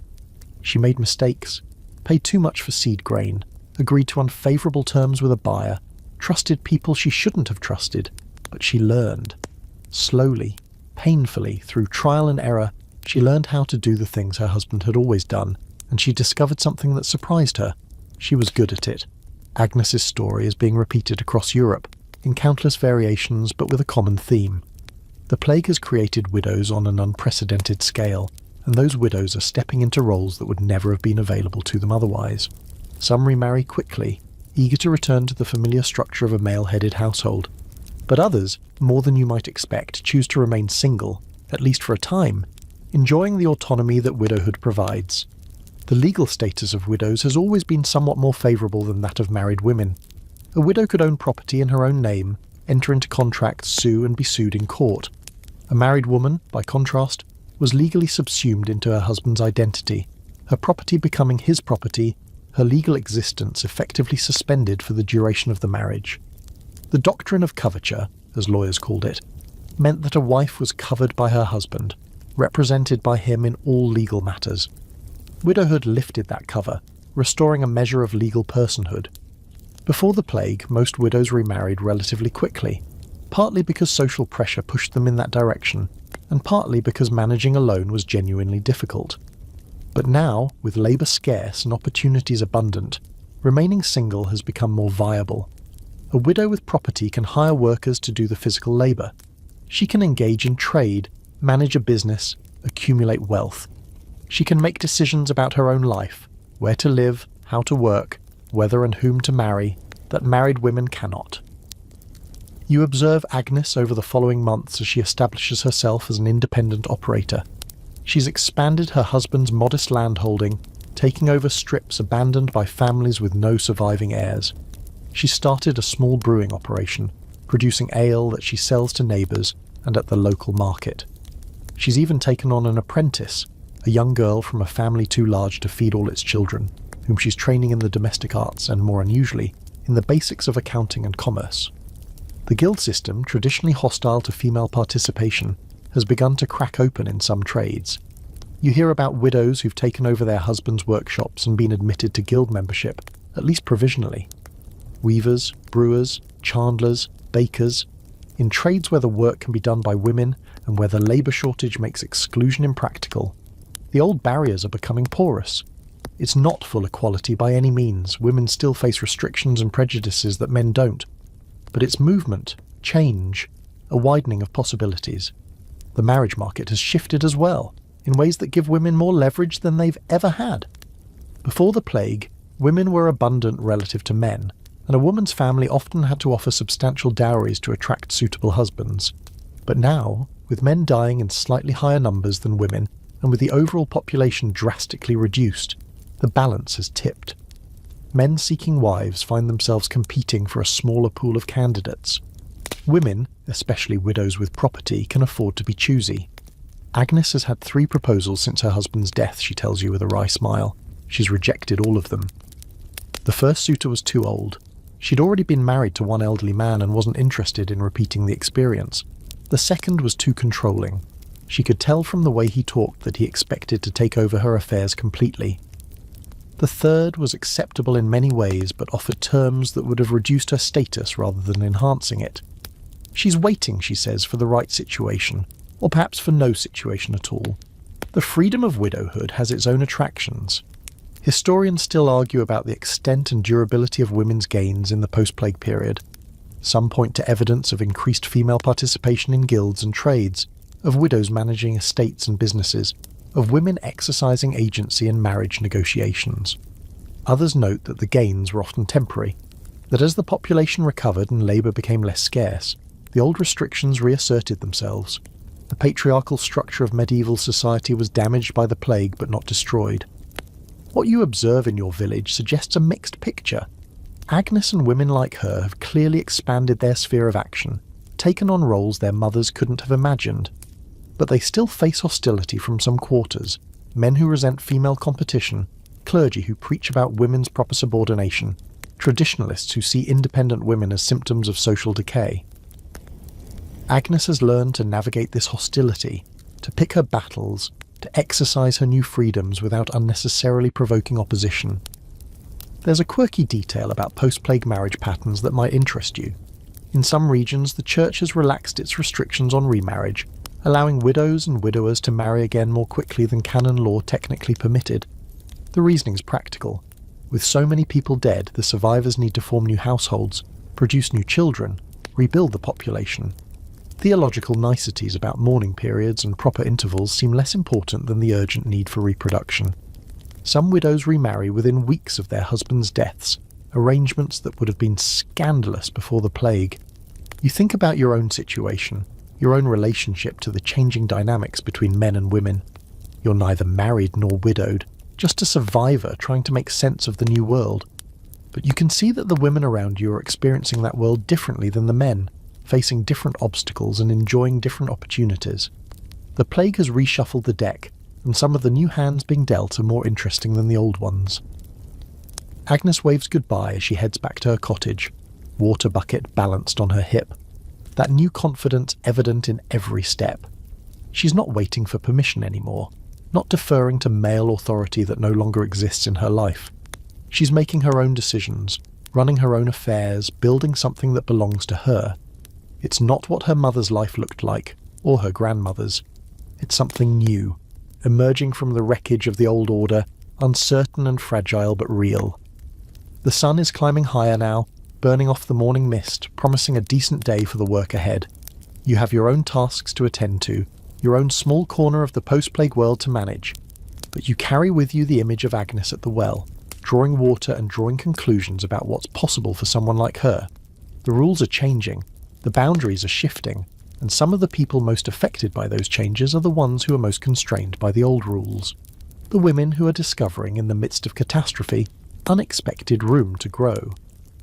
The first sign of trouble comes in the form of a tax collector, a pinch-faced man with a leather satchel who arrives in your village on a spring morning in 1381 and begins going door to door demanding payment.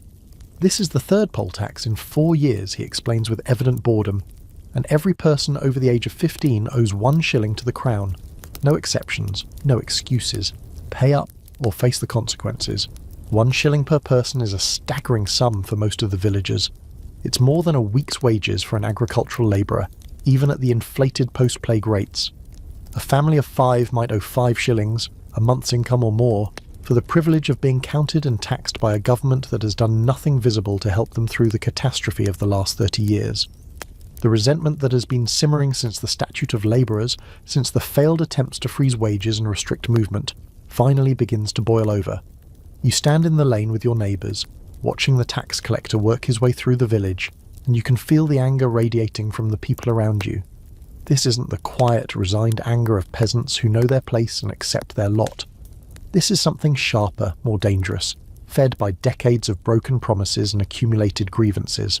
The plague taught these people that death doesn't respect social hierarchies. The years since have taught them that neither does the government. It takes from the poor to fund wars and luxuries for the rich, enforces laws designed to keep workers in poverty, treats the labouring classes as resources to be exploited rather than subjects to be served. The poll tax is the spark, but the tinder has been building for a generation. Remember the Statute of Labourers, that attempt to freeze wages at pre-plague levels? Remember the prosecutions and fines, the constant harassment of workers trying to better their conditions. Remember the sumptuary laws that tried to dictate what clothes people could wear, the inheritance chaos that left property rights uncertain, the general sense that the old order was crumbling but the powerful were determined to maintain their privileges regardless. All of this feeds into what happens next. The largest popular uprising England has ever seen. A genuine mass rebellion that will shake the kingdom to its foundations and demonstrate once and for all that the post-plague world cannot simply return to the pre-plague status quo. The tax collector leaves your village with less money than he expected. Several families have hidden, others have simply refused to pay, and he lacks the force to compel them. But the word spreads quickly that similar scenes are playing out across the southeastern counties. In Essex and Kent, resistance is organising. Men are gathering, sharing grievances, making plans. A preacher named John Ball, who has been railing against social inequality for years, is drawing crowds with his provocative question: when Adam delved and Eve span, who was then the gentleman? That question, simple as it sounds, strikes at the heart of the feudal order. The nobility justify their privileges by appealing to ancient lineages, to blood rights that supposedly stretch back to the Norman conquest and beyond. But if you go back far enough, back to Eden, back to the beginning, there were no nobles and no peasants, just men and women working together as equals. The social hierarchy that seems so natural and inevitable is, Ball suggests, a human construction, and what humans have constructed, humans can tear down. You hear these ideas discussed in the alehouse, debated at the well, whispered in the fields where workers bend over their labour. Not everyone agrees with the radicals, of course. Some people are frightened, worried about the consequences of challenging the established order. Some are sceptical, doubting that anything will really change regardless of what the rebels do. But there's a current of excitement, of possibility, that you haven't felt before. Something is happening. Something big. By early June, the rebellion is in full swing. Peasant armies are marching on London, their numbers growing as they go. They're led by a man named Wat Tyler, about whom historians still argue.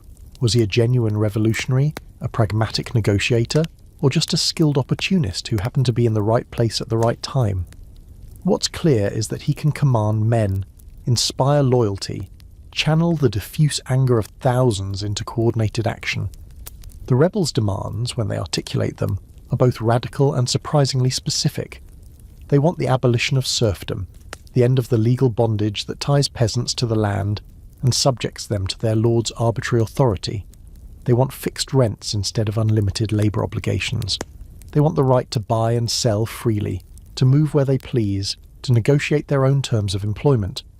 They want, in short, to be treated as free people rather than as property. They also want justice for specific grievances. The poll tax, obviously, but also the corrupt officials who enforce it, the lawyers who manipulate the legal system, the clergy who preach submission while living in luxury. Their anger is both systemic and personal, aimed at abstract structures of oppression and at the specific human beings who embody those structures. You follow the news as best you can, piecing together what's happening from travellers' reports and marketplace gossip. The rebels have entered London. They've burned the Savoy Palace, the magnificent residence of John of Gaunt, the most powerful nobleman in England. They've opened the prisons, freed the inmates, executed several of the king's most hated ministers. For a few extraordinary days, the common people of England hold power in the capital, and no one knows what will happen next. The young King Richard II, just 14 years old, meets with the rebels at Mile End outside London. He agrees to their demands, or seems to. He issues charters promising the abolition of serfdom, the end of labour laws, freedom for all. The rebels, many of them, take him at his word and begin dispersing, heading home with their precious charters in hand. But it's a trap, or at least a delay. The next day, at another meeting at Smithfield, Wat Tyler is killed, stabbed by the Lord Mayor of London in circumstances that remain murky and disputed. The rebels waver, leaderless, and Richard rides forward alone to address them. "I am your captain," he declares, with remarkable courage or remarkable foolishness. "Follow me." They do, bewildered, and the moment of danger passes. Within weeks, the rebellion is crushed, its leaders executed, its charters revoked. "Villains ye are, and villains ye shall remain," the king supposedly tells a delegation of peasants who come to remind him of his promises. The quirky detail that strikes you, hearing about these events, is how close the rebels came to success. For a few days they genuinely held power in London. The king was at their mercy. The nobility was scattered and frightened. If they had pushed harder, if they had been more ruthless, if Wat Tyler hadn't been killed at that crucial moment, who knows what might have happened? Historians still argue about whether the rebellion ever had a realistic chance of achieving its goals, whether the structural forces arrayed against it were simply too powerful to overcome. The immediate aftermath is brutal. Hundreds of rebels are executed. The poll tax is abandoned. That much at least the rebellion accomplishes, but the broader demands for freedom are rejected. Serfdom continues. The labour laws remain on the books. The social hierarchy reasserts itself, apparently unchanged. And yet, something has shifted that cannot be entirely unshifted.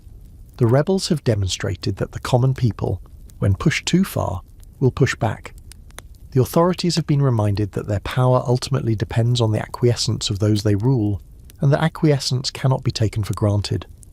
The ideas John Ball preached about natural equality, about the illegitimacy of inherited privilege, don't disappear just because their spokesman is hanged. They go underground, circulate in whispers, wait for their next moment. You return to your daily life, ploughing and planting and harvesting as the seasons turn, but you carry with you the memory of those weeks when everything seemed possible. The rebellion failed, yes, but it also happened, which means that rebellions can happen, that the powerful are not as invulnerable as they seem, that the future is not simply a continuation of the past. That knowledge is dangerous, and you're careful about who you share it with. But it stays with you, a small flame that even defeat cannot entirely extinguish. The years after the rebellion bring a strange, gradual transformation that's almost harder to notice than a dramatic upheaval. The crushing of the peasants' revolt seems, at first, to have changed nothing. The lords are still lords, the peasants are still peasants. The laws that bind workers to the land remain on the books, enforced by courts that show no sympathy for those who resist. And yet, slowly, almost imperceptibly, the old system of serfdom is dying. You notice it first in the small things. The manor steward, who once demanded strict accounting of every labour service owed, has become more flexible about accepting cash payments instead. The boundary between free tenants and villains, once rigidly maintained, has grown blurry as record-keeping lapses and memories fade. Young people who would once have been bound to the land are slipping away to towns and other manors, and nobody seems to have the energy or resources to pursue them. The economic logic is simple and irresistible. Labour is still scarce, even decades after the plague. Landowners who insist on extracting unpaid labour from resentful serfs find themselves with a demoralised workforce that does the minimum possible. Landowners who offer competitive terms, cash wages, secure tenancies, reduced obligations, attract willing workers who have reason to care about their labour's results. The market, in its impersonal way, is doing what the rebellion couldn't. It's making serfdom uneconomical. You watch this process unfold on your own manor, where the new lord, finally installed after years of inheritance disputes, has adopted a pragmatic approach. He's converted most of the customary labour services to money rents, preferring reliable cash income to unreliable compelled labour. He's granted long-term leases to tenants who can demonstrate their productivity, giving them security that their parents never had. He's even begun selling off portions of the domain, the land he'd traditionally farmed directly using serf labour, to tenants who are eager to become independent proprietors. This isn't happening because the Lord has suddenly discovered social justice. It's happening because he's done the math. A serf who owes 3 days of labour per week will work those days with obvious reluctance, doing as little as possible, watching the sun for the moment when obligation ends. A free labourer who's paid by the task, or a tenant farmer who keeps most of what he produces, has every incentive to work harder and smarter. The same amount of land, worked by motivated workers, produces more than it does when worked by sullen serfs. The transformation varies dramatically by region, and this is where the story gets complicated. In England and much of Western Europe, the trend is clearly toward the dissolution of serfdom, the conversion of labour obligations to cash payments, the gradual emergence of a class of independent tenant farmers and wage labourers. But in Eastern Europe, in Poland, in Prussia, in Russia, something very different is happening, something that historians call the second serfdom. You hear about it from merchants who travel the Baltic trade routes, who bring back tales of a world moving in the opposite direction from yours. In the East, lords are tightening their control over the peasantry, not loosening it. Labour obligations are increasing, not decreasing. The legal restrictions on peasant movement are becoming more severe, not less. The plague created the same labour shortage there as it did here, but the lords responded differently, by doubling down on coercion rather than adapting to the market. Why the divergence?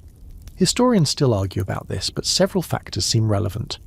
In Western Europe, strong monarchies and developed legal systems limited the power of individual lords, making it harder for them to simply impose their will on unwilling peasants. Towns provided alternative destinations for people fleeing rural exploitation, and urban economies were robust enough to absorb them. The labour shortage gave workers leverage, and the fragmented political landscape made it difficult for lords to coordinate a unified response. In Eastern Europe, the situation was different. Towns were fewer and weaker, offering less refuge for fleeing serfs. Monarchies were less developed, leaving more power in the hands of local nobles. And crucially, the Eastern European economy was increasingly oriented toward exporting grain to Western markets, creating incentives for lords to maximise production through forced labour rather than through market mechanisms. When you're selling grain by the shipload to Amsterdam merchants, the cheapest way to produce it is to compel peasants to grow it for free. The quirky detail that sticks with you is how the same catastrophe, the Black Death, could produce such opposite outcomes in different places. In the West, it weakened the bonds of servitude. In the East, it strengthened them. The difference wasn't in the disease itself, but in the political, economic and social context that shaped how people responded. The plague was the earthquake. The different landscapes determined what collapsed and what remained standing. Back in your village, the slow death of serfdom continues its quiet progress. You're technically still a villain, still bound by law to your lord's manor, still subject to restrictions on your movement and your choices. But in practice, those restrictions matter less and less with each passing year. The steward doesn't bother tracking who comes and goes. The courts that would enforce manorial obligations are distant and expensive to invoke. The lord himself seems more interested in cash income than in maintaining legal fictions that serve no practical purpose. You've taken advantage of this loosening to improve your situation in ways that would have been unthinkable for your grandparents. You've accumulated strips of land, some rented, some effectively claimed from families that died without heirs. You've diversified your labour, working not just as a farmer, but as a part-time craftsman, selling goods at the market that you make during the winter months. You've set aside money, actual money, coins in a hidden pot, against future needs and opportunities. Your children, if you have them, will grow up in a world where serfdom is a fading memory, rather than a living reality. They'll be able to choose where to live, whom to work for, what trades to pursue. They'll make decisions that you couldn't have made, live lives that you couldn't have lived. The revolution that the rebels of 1381 demanded is happening after all, just slowly, through economic forces rather than political confrontation, through countless individual negotiations rather than a single dramatic rupture. The manor house still stands, still occupied by a lord who claims authority over this land and its people. But the relationship between that house and the cottages scattered around it has fundamentally changed. It's no longer a relationship of compulsion, of bodies bound to soil, of labour extracted through legal coercion. It's increasingly a relationship of contract, of negotiation, of mutual if unequal exchange. The lord needs tenants and workers. The tenants and workers need land and employment. Each side has something the other wants, and the terms are worked out through a process that, however imperfect, at least recognises both parties as having interests worth considering. You walk through your village on a summer evening, noting the changes that have accumulated over the years. That cottage was abandoned after the plague and has been taken over by a family from elsewhere, who pay rent directly in cash rather than in labour.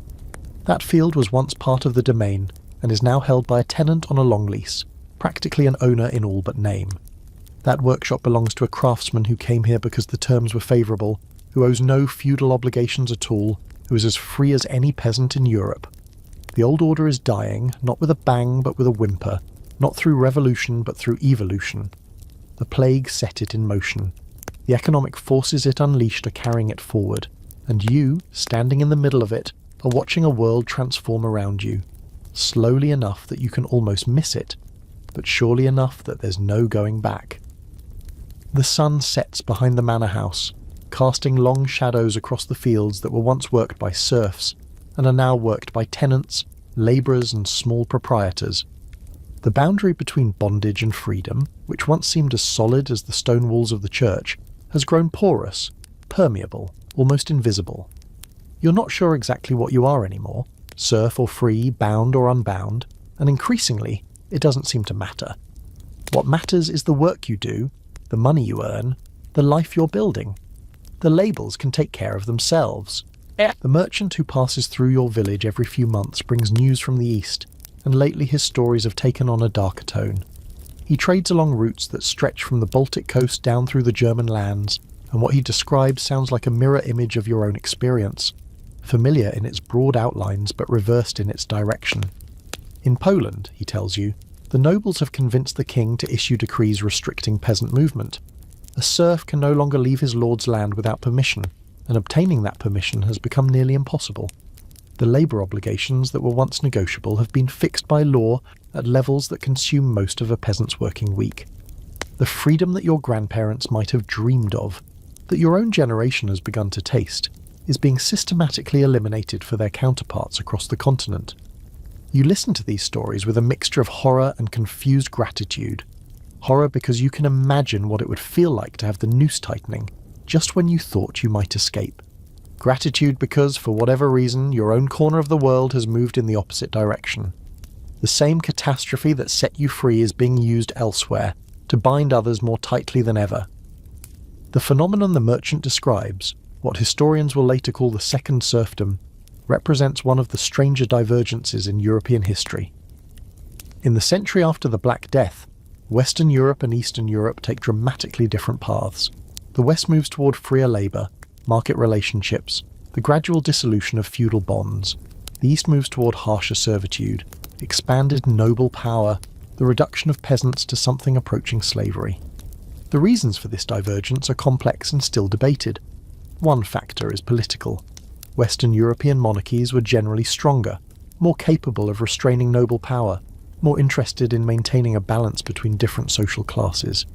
Eastern European monarchies were weaker, more dependent on noble support, more willing to grant concessions that enhanced aristocratic control over the peasantry. When the labour shortage gave peasants potential leverage, Western kings sometimes sided with the workers against the lords. Eastern kings consistently sided with the lords against the workers. Another factor is urban development. Western Europe had a dense network of towns and cities, commercial centres where escaped serfs could find work and eventually gain legal freedom. The medieval rule that a year and a day of residence in a town made a serf legally free gave rural workers an escape route, a destination that offered hope. Eastern Europe had fewer towns, and they were weaker, less able to resist noble pressure, less capable of absorbing large numbers of rural migrants. There was nowhere for Eastern peasants to run. A third factor is the structure of the economy. Eastern European agriculture was increasingly oriented toward export.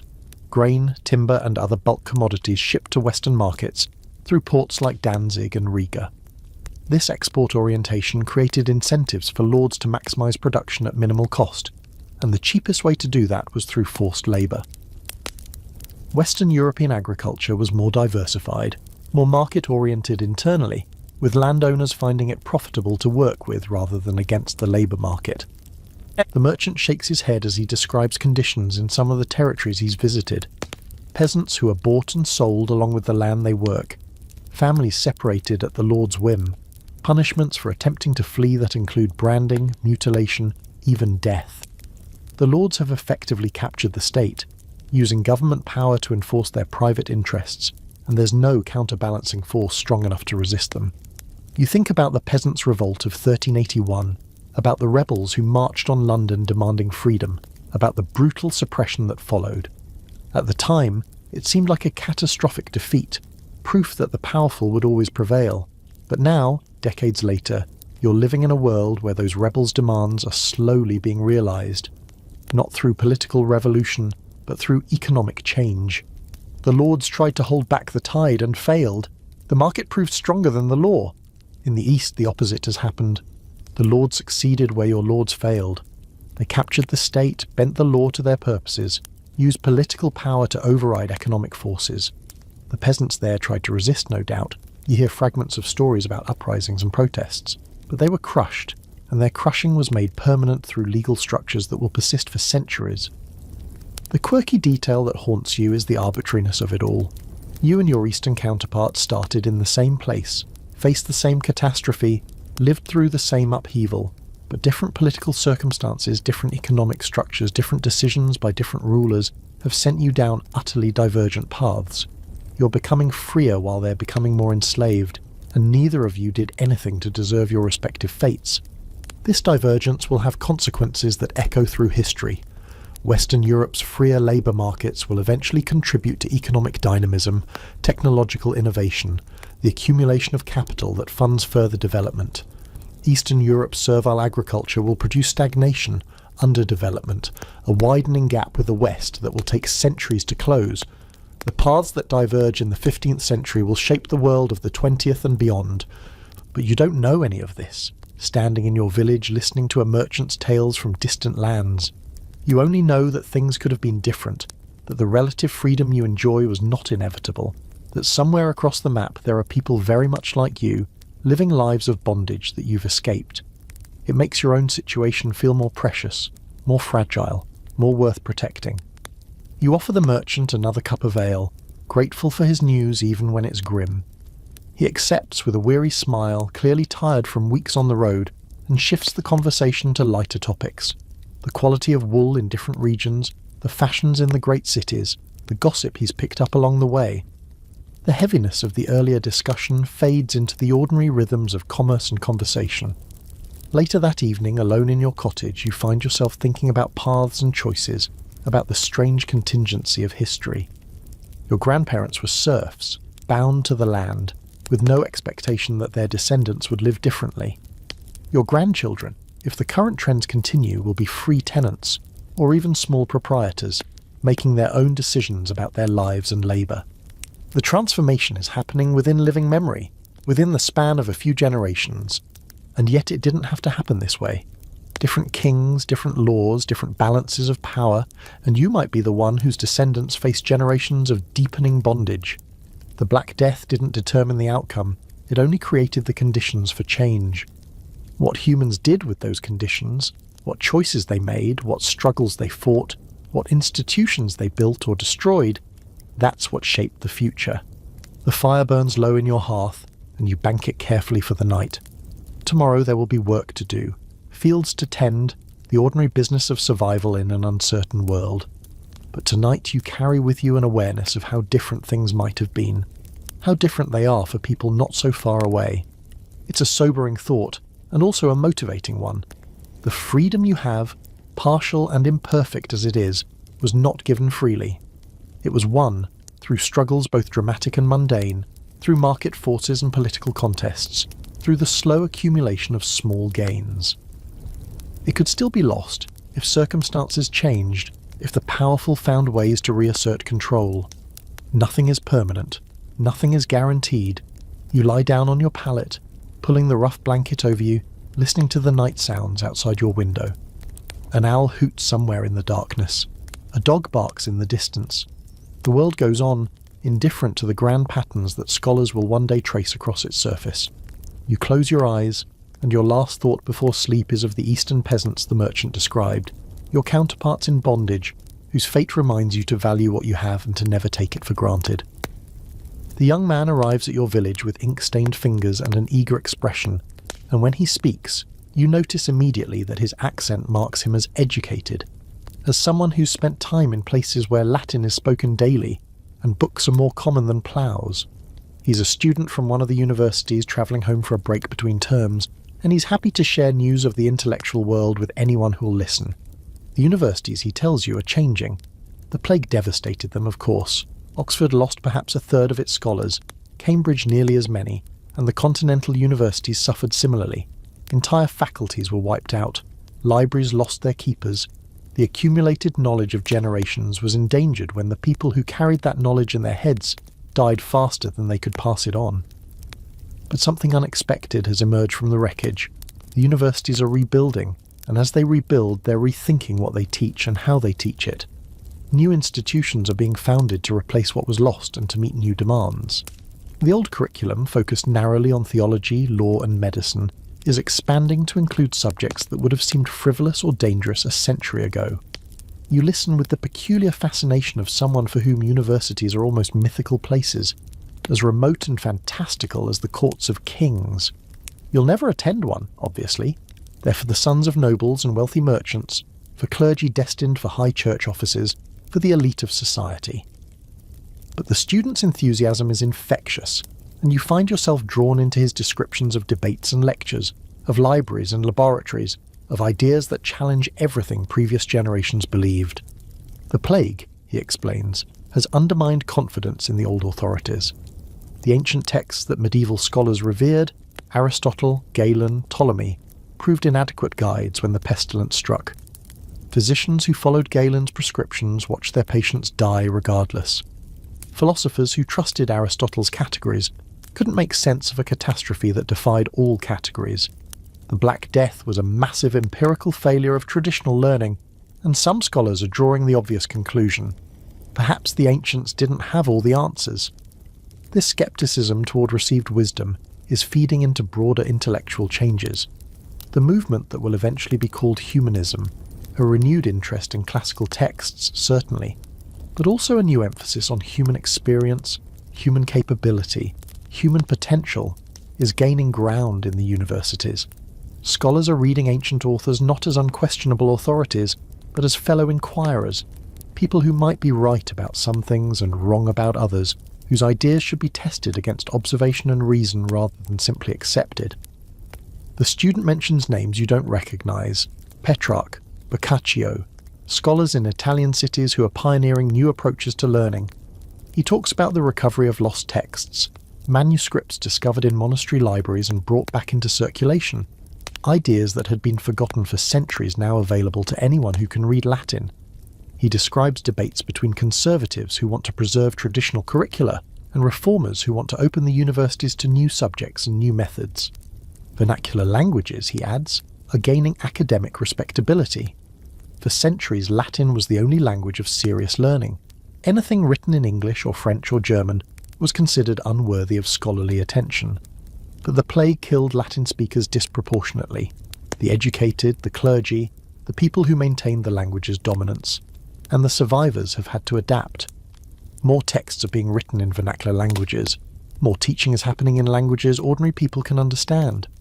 The exclusive club of Latin literacy is, slowly, opening its doors. You hear a quirky detail that makes you smile despite the grim context. Some universities have had to lower their admission standards because there simply aren't enough qualified candidates to fill the vacancies left by plague deaths. Young men who would never have been accepted before, those with imperfect Latin, those from undistinguished families, those without the usual connections, are finding places at institutions that would previously have rejected them. The intellectual elite, like every other elite, has been thinned by mortality, and the spaces left behind are being filled by newcomers. New universities are being founded too, partly to meet demand and partly because existing institutions are associated with the catastrophe. The student mentions Prague, Vienna, Heidelberg, Krakow, universities established in the decades after the Black Death, often with royal patronage, often with curricula that reflect newer thinking rather than slavish adherence to tradition. The educational map of Europe is being redrawn, with new centres of learning emerging to complement or challenge the old ones. The changes extend to what's taught as well as where it's taught. Medicine, chastened by its failure against the plague, is becoming more empirical, more willing to question ancient authorities, more interested in observation and experiment.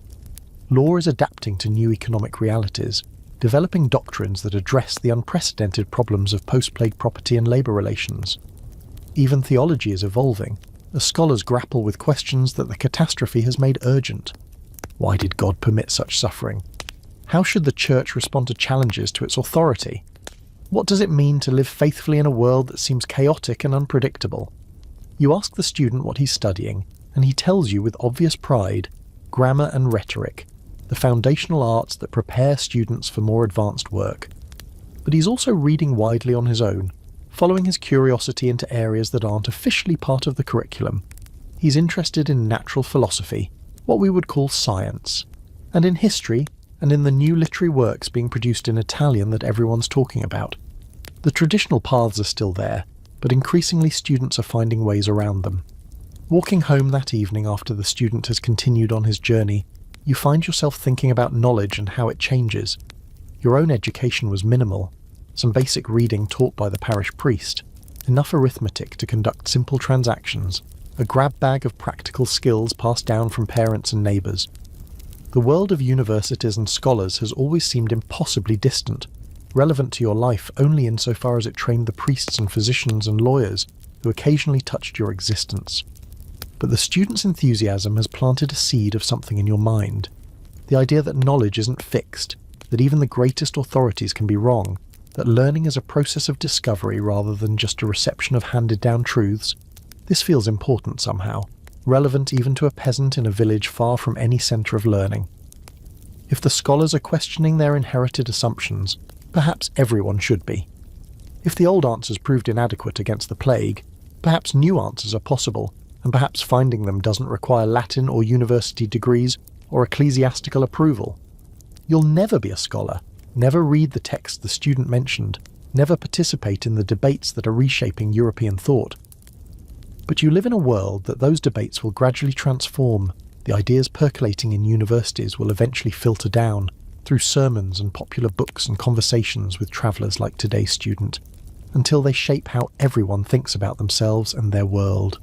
The knowledge revolution that the Black Death has accelerated won't produce its full effects for centuries. But it starts here, in the decades after the plague, in the questioning of authority that catastrophe inspired, in the new institutions and new curricula and new methods that are emerging from the wreckage. You're living at the beginning of something, even if you can't see its full shape yet. The stars are coming out as you reach your cottage, pinpricks of light in a darkening sky. Those stars, you've been told, are fixed in crystalline spheres that rotate around the earth, following paths decreed by God at the creation. That's what the authorities teach, what the ancients believed, what everyone has always accepted. But if the student is right, even that certainty is being questioned somewhere, tested against observations that don't quite fit the traditional model. The universe itself is becoming uncertain, open to inquiry, subject to revision. You go inside, light your fire, prepare your simple evening meal. The conversation with the student has left you slightly dazed, your head full of ideas you don't quite understand. But underneath the confusion there's something else, a sense of possibility, of a world opening up, of assumptions cracking to reveal unexpected spaces beneath. The plague destroyed so much, people, communities, certainties. But in the destruction something new is growing. The windmill appears on the ridge above the next village in the spring of your 40th year, and you stand staring at it for a long moment, marvelling at how quickly things change when necessity demands it. Before the plague, There was talk of building such a structure, but the lord who owned this land preferred to maintain his watermill monopoly, and besides, labour was cheap enough that technological improvements seemed unnecessary. Now the watermill sits abandoned. The miller died, his apprentice died, and nobody remained who knew how to maintain the complicated mechanism, and this elegant solution has risen in its place. The windmill represents something larger than itself, a shift in how people think about work and the tools that make it possible. When labour was abundant and cheap, there was little incentive to invest in labour-saving devices. Why build an expensive machine when you could simply hire more workers? But the plague has inverted that calculation. Workers are scarce and expensive. Machines, once built, work tirelessly without demanding wages or threatening to leave for better opportunities. The economics of innovation have fundamentally changed. You see evidence of this shift everywhere you look. The village blacksmith has acquired new tools that allow him to work faster and with less effort. The farmers are experimenting with different ploughing techniques, trying to get more yield from less labour. Even in your own cottage, you've adopted small improvements. A better spindle, a more efficient loom, that would have seemed extravagant luxuries when hands were plentiful. The windmill's sails turn lazily in the spring breeze, grinding grain for customers who come from miles around. Its operator, a clever man who saw the opportunity and invested his accumulated savings in the project, is becoming prosperous. He charges for his services, of course, but his prices are fair, and the convenience of not having to travel to the distant watermill makes the cost worthwhile. The old monopolies are breaking down along with the old labour relations. Technology, your learning, doesn't just appear from nowhere. It requires incentives, resources, and circumstances that favour adoption. The knowledge of how to build windmills existed before the plague. The Low Countries had them for generations. But it took the labour crisis to make that knowledge relevant here, to create conditions where the investment made sense. The same principles apply across dozens of other innovations that are spreading through post-plague Europe. Agricultural improvements are perhaps the most significant. You hear about the Norfolk four-course rotation, a system that eliminates the need to leave fields fallow by alternating grain crops with legumes and turnips. The legumes fix nitrogen in the soil while providing food for livestock. The livestock produce manure that fertilises the grain fields. The whole system produces more food with less labour than traditional methods. Before the plague, such innovations struggled to gain traction. Why change what's always worked when labour is cheap? Now, farmers are eager for any technique that might help them produce more with fewer hands. Horse harnesses have improved, allowing draft animals to pull heavier loads more efficiently. Metal tools have become more common, replacing wooden implements that required more effort and wore out faster. Water-powered hammers are appearing in smithies, doing work that once required teams of men. The printing press hasn't been invented yet. That's still decades away. But when it arrives, it will emerge into a world already primed to adopt labour-saving technologies. The quirky detail that catches your attention is how the plague has affected clockmaking. Mechanical clocks, which existed before the catastrophe but were rare and unreliable, are suddenly in higher demand. With fewer workers available, time itself has become more valuable, more worth measuring and managing. Town squares are acquiring clock towers, monasteries that once marked time by the sun, and the canonical hours are installing mechanical timekeepers. The precision that clocks represent, the division of the day into equal measurable units, will eventually reshape how everyone thinks about work and productivity. You visit the windmill one afternoon, curious to see how it works up close. The operator, pleased to have an interested audience, explains the mechanism with obvious pride. The sails catch the wind and turn a shaft. The shaft connects through wooden gears to the grinding stones. The whole system is calibrated so that the stones turn at just the right speed. Too fast and the grain burns, too slow and the grinding takes forever. It's ingenious, really. The application of basic mechanical principles that transforms an unpredictable natural force into steady, useful work. Walking home, you think about all the labour that windmill replaces. Before, grinding grain meant either doing it by hand, exhausting, time-consuming work, or travelling to a watermill that might be far away and that operated only when the water level was right. Now, as long as the wind blows, the mill works. One operator, with occasional help, can serve an entire region. The freed labour can go elsewhere, to tasks that can't be mechanised. to productive activities that wouldn't have been possible when everyone was tied up grinding grain. This pattern, technology replacing labour, freeing people for other work, will eventually transform not just agriculture, but every sector of the economy. It will take centuries to play out fully, with setbacks and reversals along the way. But the post-plague decades are crucial, establishing habits of innovation and investment that will compound over time. The labour shortage that seemed like a crisis has become, paradoxically, an engine of progress. Not everyone benefits equally from these changes, of course. The workers whose labour is replaced by machines sometimes find themselves worse off, at least temporarily. The millers who once held monopolies on grain grinding resent the competition from windmills. The lords who invested in watermills see their assets depreciated. Technological change creates losers as well as winners, and the losers don't always go quietly. But the overall trajectory is clear, at least in hindsight. Europe is becoming a more technologically sophisticated place, a society that invests in tools and machines and techniques that amplify human capability. The roots of this transformation extend back before the plague, of course. Medieval Europe was never as technologically stagnant as stereotype suggests. But the Black Death accelerated the process, creating incentives and removing obstacles that had previously slowed adoption. You return to your cottage as the sun begins to set, thinking about the windmill's sails turning against the evening sky. Your grandparents lived in a world where most work was done by human muscle, where tools were simple and machines were rare, where the pace of change was so slow that each generation lived much as the previous one had. Your grandchildren will live in a different world, one where machines do more of the heavy work, where innovation is expected rather than exceptional, where the relationship between labour and production has been fundamentally restructured. The fire crackles in your hearth as you prepare your evening meal. Outside, the spring wind that powers the new windmill rustles through the budding trees. You're tired from the day's work. There's always work, no matter how many machines are built. But it's a different kind of tiredness than your grandparents knew. The load is lighter, the tools are better, the possibilities are wider.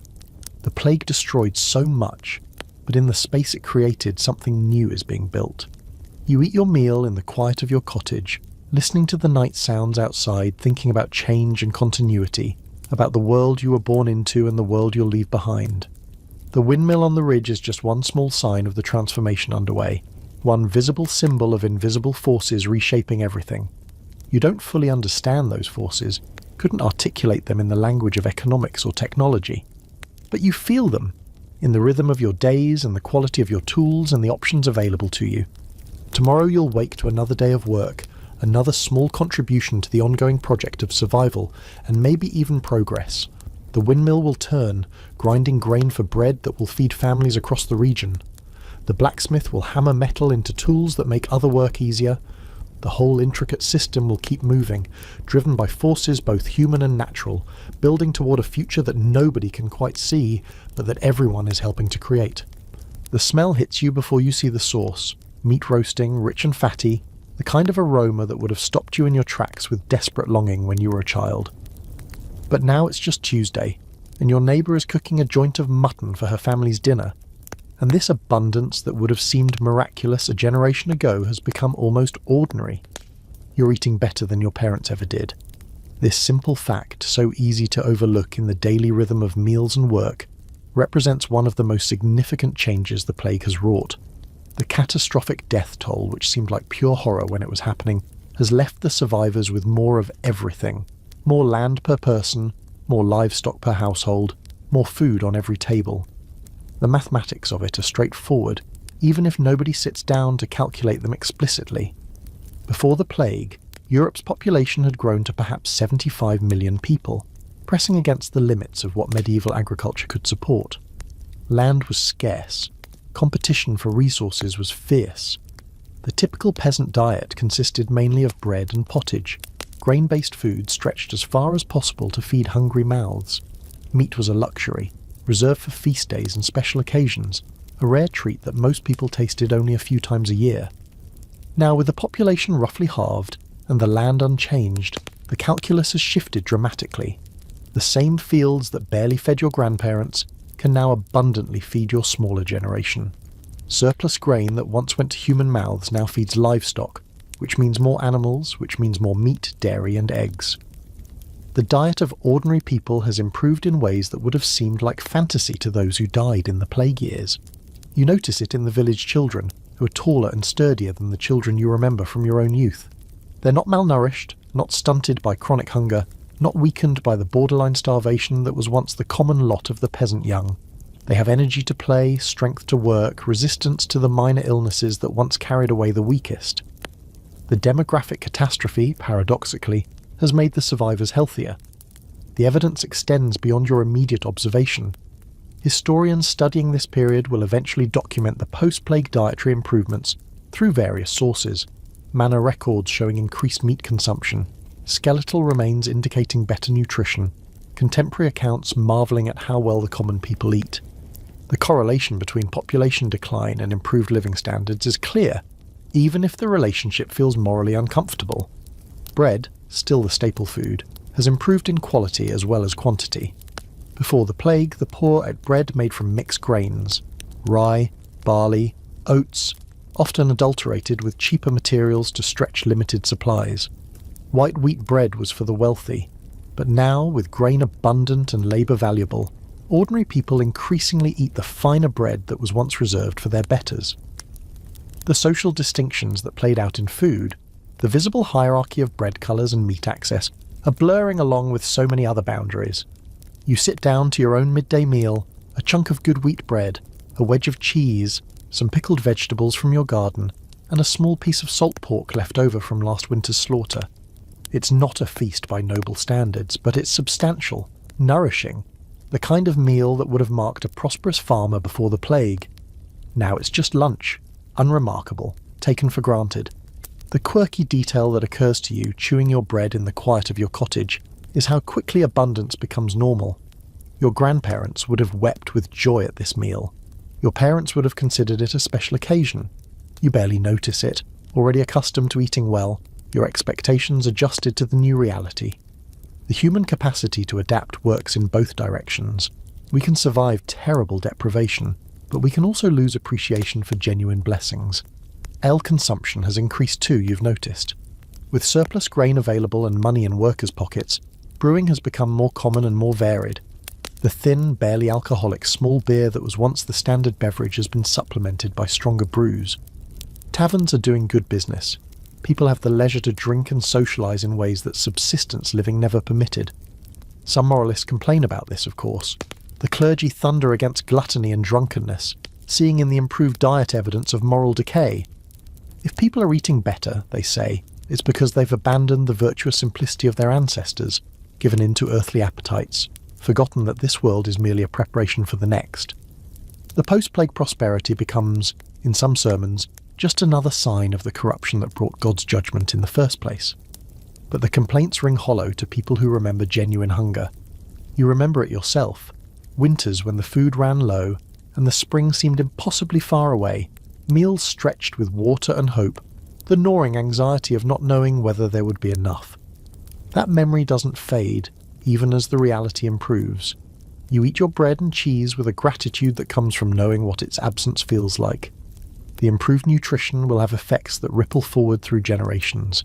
Better-fed children grow into stronger adults, more capable of work, more resistant to disease, more likely to survive to have children of their own. The population will eventually recover from the plague's devastation, but it will recover as a healthier, better-nourished population. The catastrophe, in this perverse way, has culled the weak and given the survivors resources to thrive. Walking through the village after your meal, you observe the signs of dietary improvement everywhere. Livestock that once would have been slaughtered young to conserve feed are now allowed to mature, producing more meat per animal. Gardens are expanding, cultivating vegetables that were once considered luxuries. Fruit trees are being planted with an eye toward future harvests. The landscape of food production is shifting toward variety and abundance. You pass the alehouse, where several men are enjoying their afternoon break with mugs of strong ale and plates of bread and cheese. Before the plague, such a scene would have been reserved for market days and festivals. Now it's becoming routine, a regular feature of village life. The economy of scarcity that shaped every aspect of peasant existence is giving way to something more generous, more forgiving. The afternoon sun is warm on your face as you continue your walk. Your stomach is full, genuinely full, not just temporarily satisfied. The meal you ate was adequate to your body's needs, not a calculated exercise in stretching inadequate resources. This physical sensation, so basic and easily overlooked, represents a revolution in human welfare. The plague destroyed millions of lives, but it also, inadvertently, improved the lives that remained. You think about the strange bargain that history seems to have struck: catastrophic death in exchange for unprecedented prosperity. It's not a bargain anyone would have chosen, not a trade anyone could have anticipated. But it's the trade that happened, and you're living in its aftermath.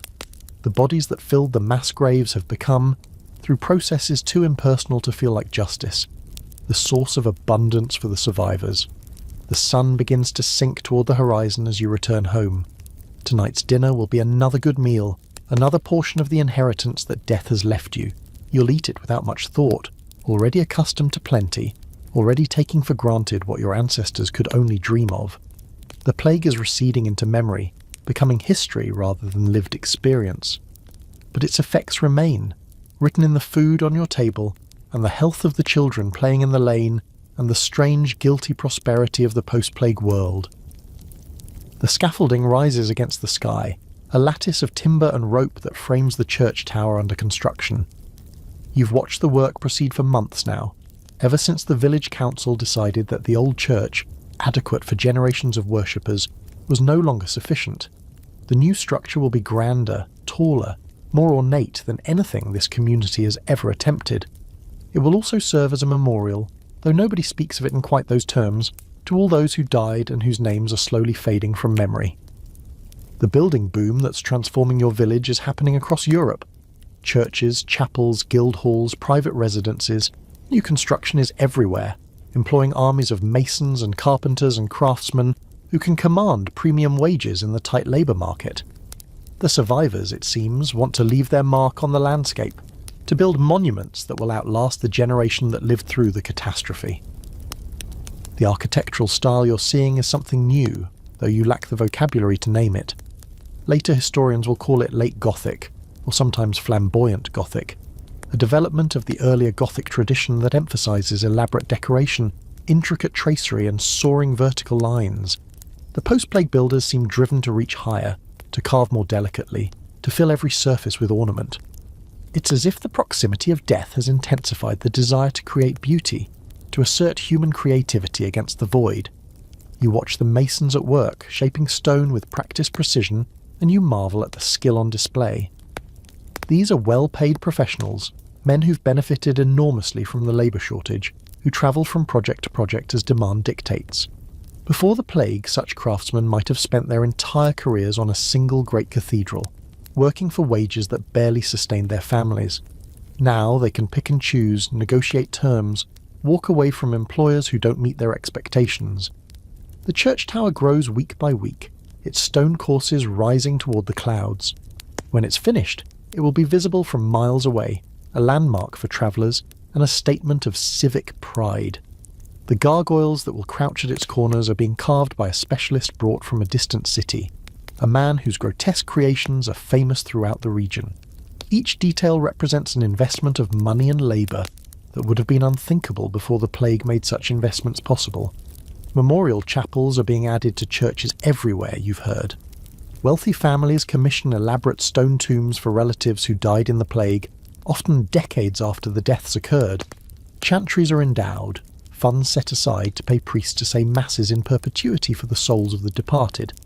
The church, despite its damaged authority, is benefiting financially from the commemorative impulse, as guilt and grief translate into donations and bequests. The quirky architectural detail that fascinates you is the popularity of transy tombs, those double-decker monuments that show the deceased in two states, alive above and decomposing below. You remember the morbid art that emerged right after the plague, the dance of death imagery, the memento mori reminders of mortality. That sensibility has found permanent expression in stone, in tombs that force viewers to contemplate their own future decay. It's gruesome, certainly, but also strangely compelling, a physical manifestation of the psychological trauma that survivors carry.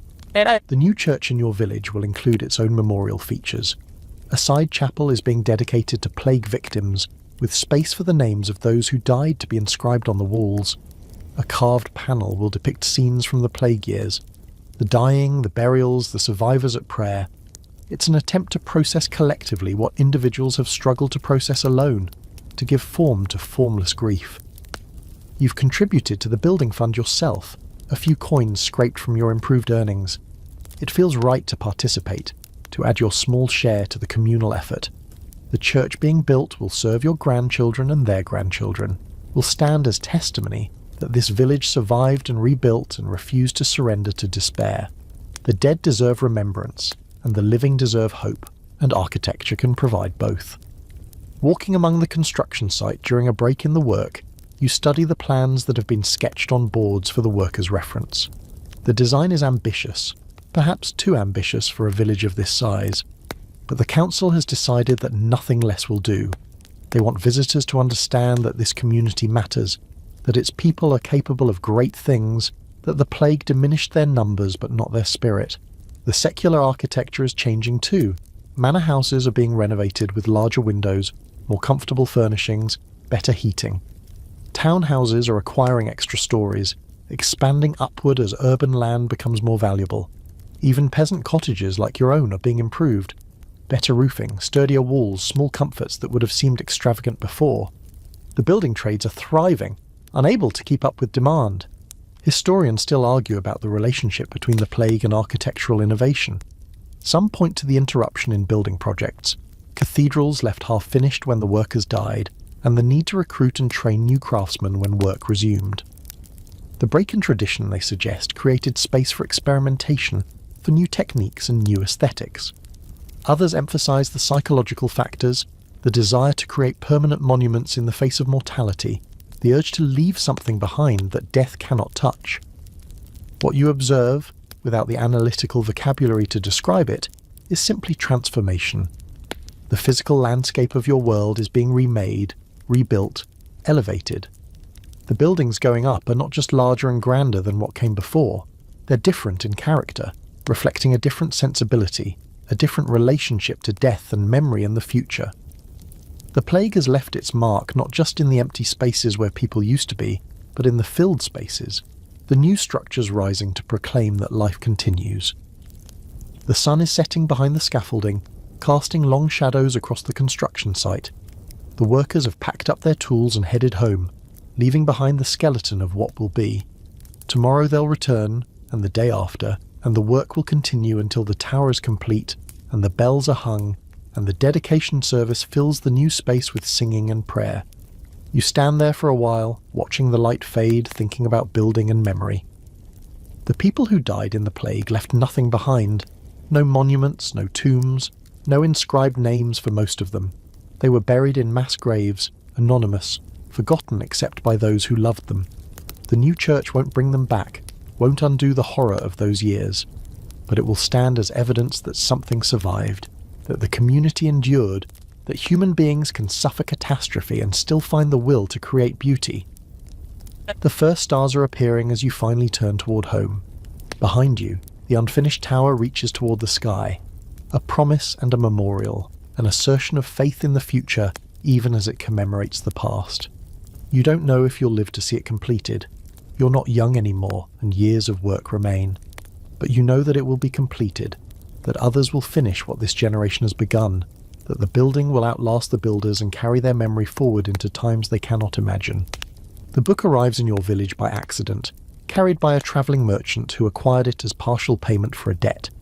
He has no use for it himself, can barely read, he admits, and offers to sell it cheap to anyone interested.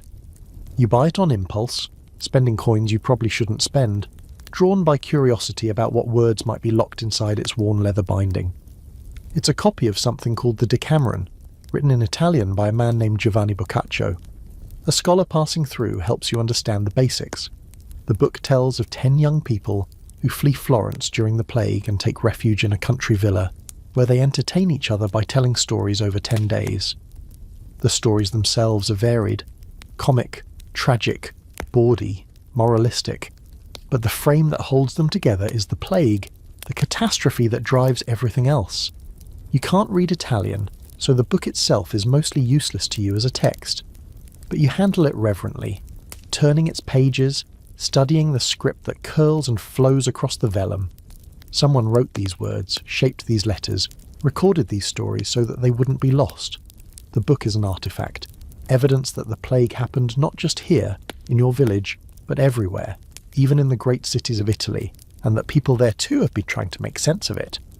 Literature you're learning is one of the ways survivors process what they've experienced. The Decameron isn't the only work to emerge from the plague years. There are poems and chronicles and treatises, some in Latin and some in vernacular languages, all grappling with the same impossible questions. How do you represent mass death in words? How do you find meaning in random catastrophe? How do you continue to tell stories when the world that those stories described has been destroyed? Boccaccio himself survived the plague in Florence, watching the city he loved collapse into chaos. His introduction to the Decameron describes scenes of horror that echo what you witnessed in your own village. The bodies in the streets, the abandoned sick, the breakdown of social order. But instead of dwelling in that horror, he uses it as a launching point for something else. Stories of love and trickery and human resilience. Tales that affirm life even in the shadow of death. You've heard fragments of another work, this one from England, composed by a man named Geoffrey Chaucer. His Canterbury Tales also uses a frame device, pilgrims travelling to Canterbury, each telling stories to pass the time. The plague hovers in the background of Chaucer's work, never addressed directly but present in the changed world his characters inhabit, in the social mobility and moral ambiguity that pervade the tales. Like Boccaccio, Chaucer seems to be using storytelling as a way of rebuilding, of creating order out of chaos through the act of narration. The quirky detail that strikes you, thinking about these literary responses, is how often humour appears alongside horror. Boccaccio's stories include ribald comedy, satirical jabs at clergy and nobility, celebrations of cleverness and desire. Chaucer's pilgrims include figures of fun as well as figures of pathos. It's as if the nearness of death has intensified not just grief, but also laughter, as if survivors are determined to affirm every aspect of being alive, including the ridiculous and the bawdy. Closer to home, you've heard of a poem called Piers Plowman, written by a man named William Langland. It's a more serious work than the others, a spiritual allegory that wrestles with questions of faith and social justice in a world turned upside down by plague. Langland's narrator searches for truth through a landscape of corruption and confusion, encountering figures who represent different aspects of contemporary society. The poem's concerns, the failure of institutions, the gap between Christian ideals and Christian practice, the suffering of the poor, resonate with everything you've observed in your own post-plague world.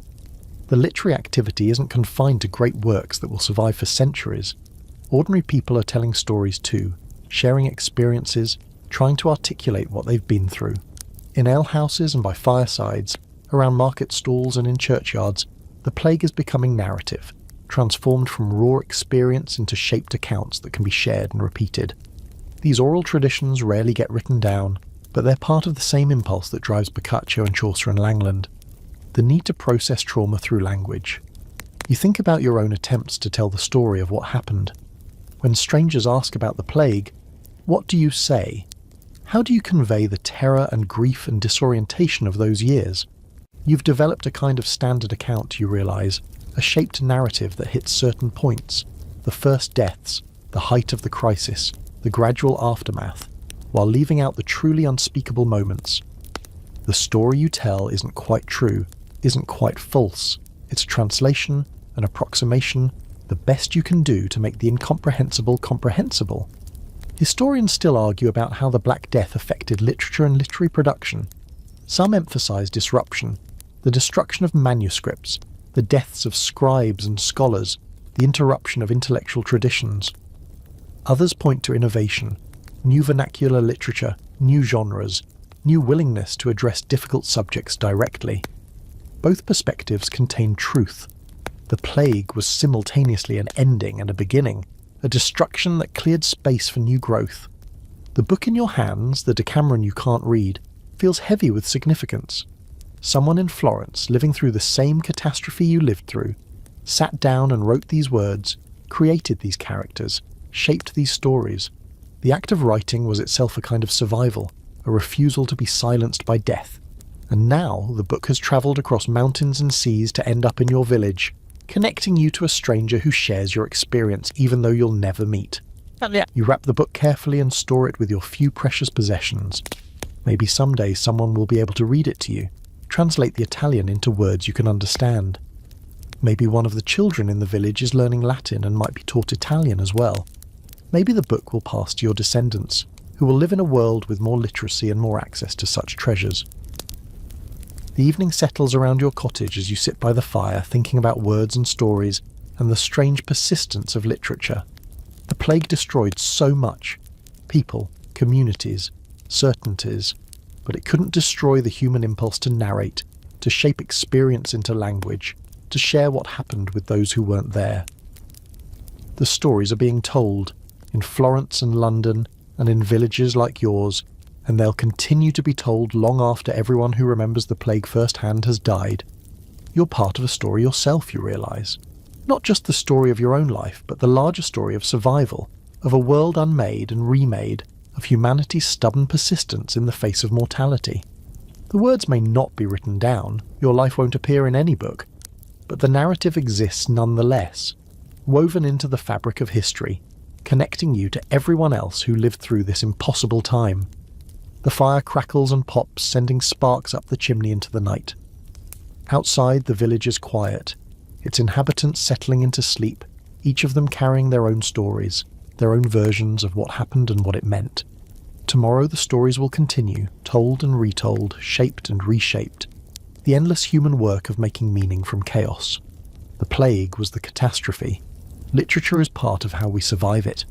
The Venetian merchant who passes through your region twice a year has changed his route, and when you ask him why, he sighs and launches into a complicated explanation involving wars, tariffs, and something about the Turks threatening Constantinople. You don't follow all the details, but the basic point is clear. The trade networks that crisscross Europe are being reorganised, old paths abandoned, new paths created, and the familiar patterns of commerce are as disrupted as everything else in the post-plague world. Before the catastrophe, you understood trade as something that happened far away and filtered down to you in the form of occasional exotic goods, spices, fine cloth, metalwork from distant lands. The merchants who moved these goods were figures of mystery, connected to a world beyond your comprehension. But the plague has made commerce visible in new ways. With so many middlemen dead, with so many traditional routes disrupted, you've become more aware of the threads that connect your village to places you'll never see. The Italian city-states, you're told, have been hit hard but are recovering with remarkable speed. Venice, Genoa, Florence. These names represent wealth and sophistication beyond anything in your experience, and they've suffered terribly, losing perhaps half their populations in some cases. But they're rebuilding, adapting, finding new ways to profit from the changed circumstances.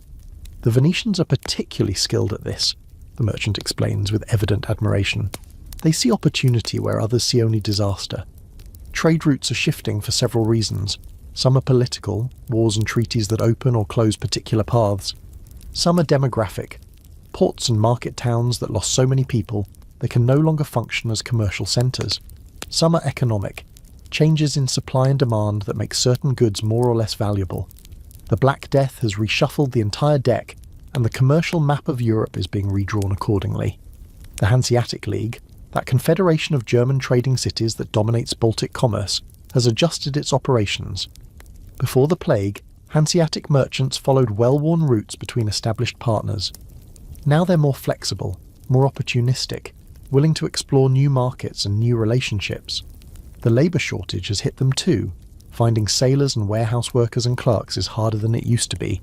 But they're managing, adapting, maintaining their position through sheer organisational competence.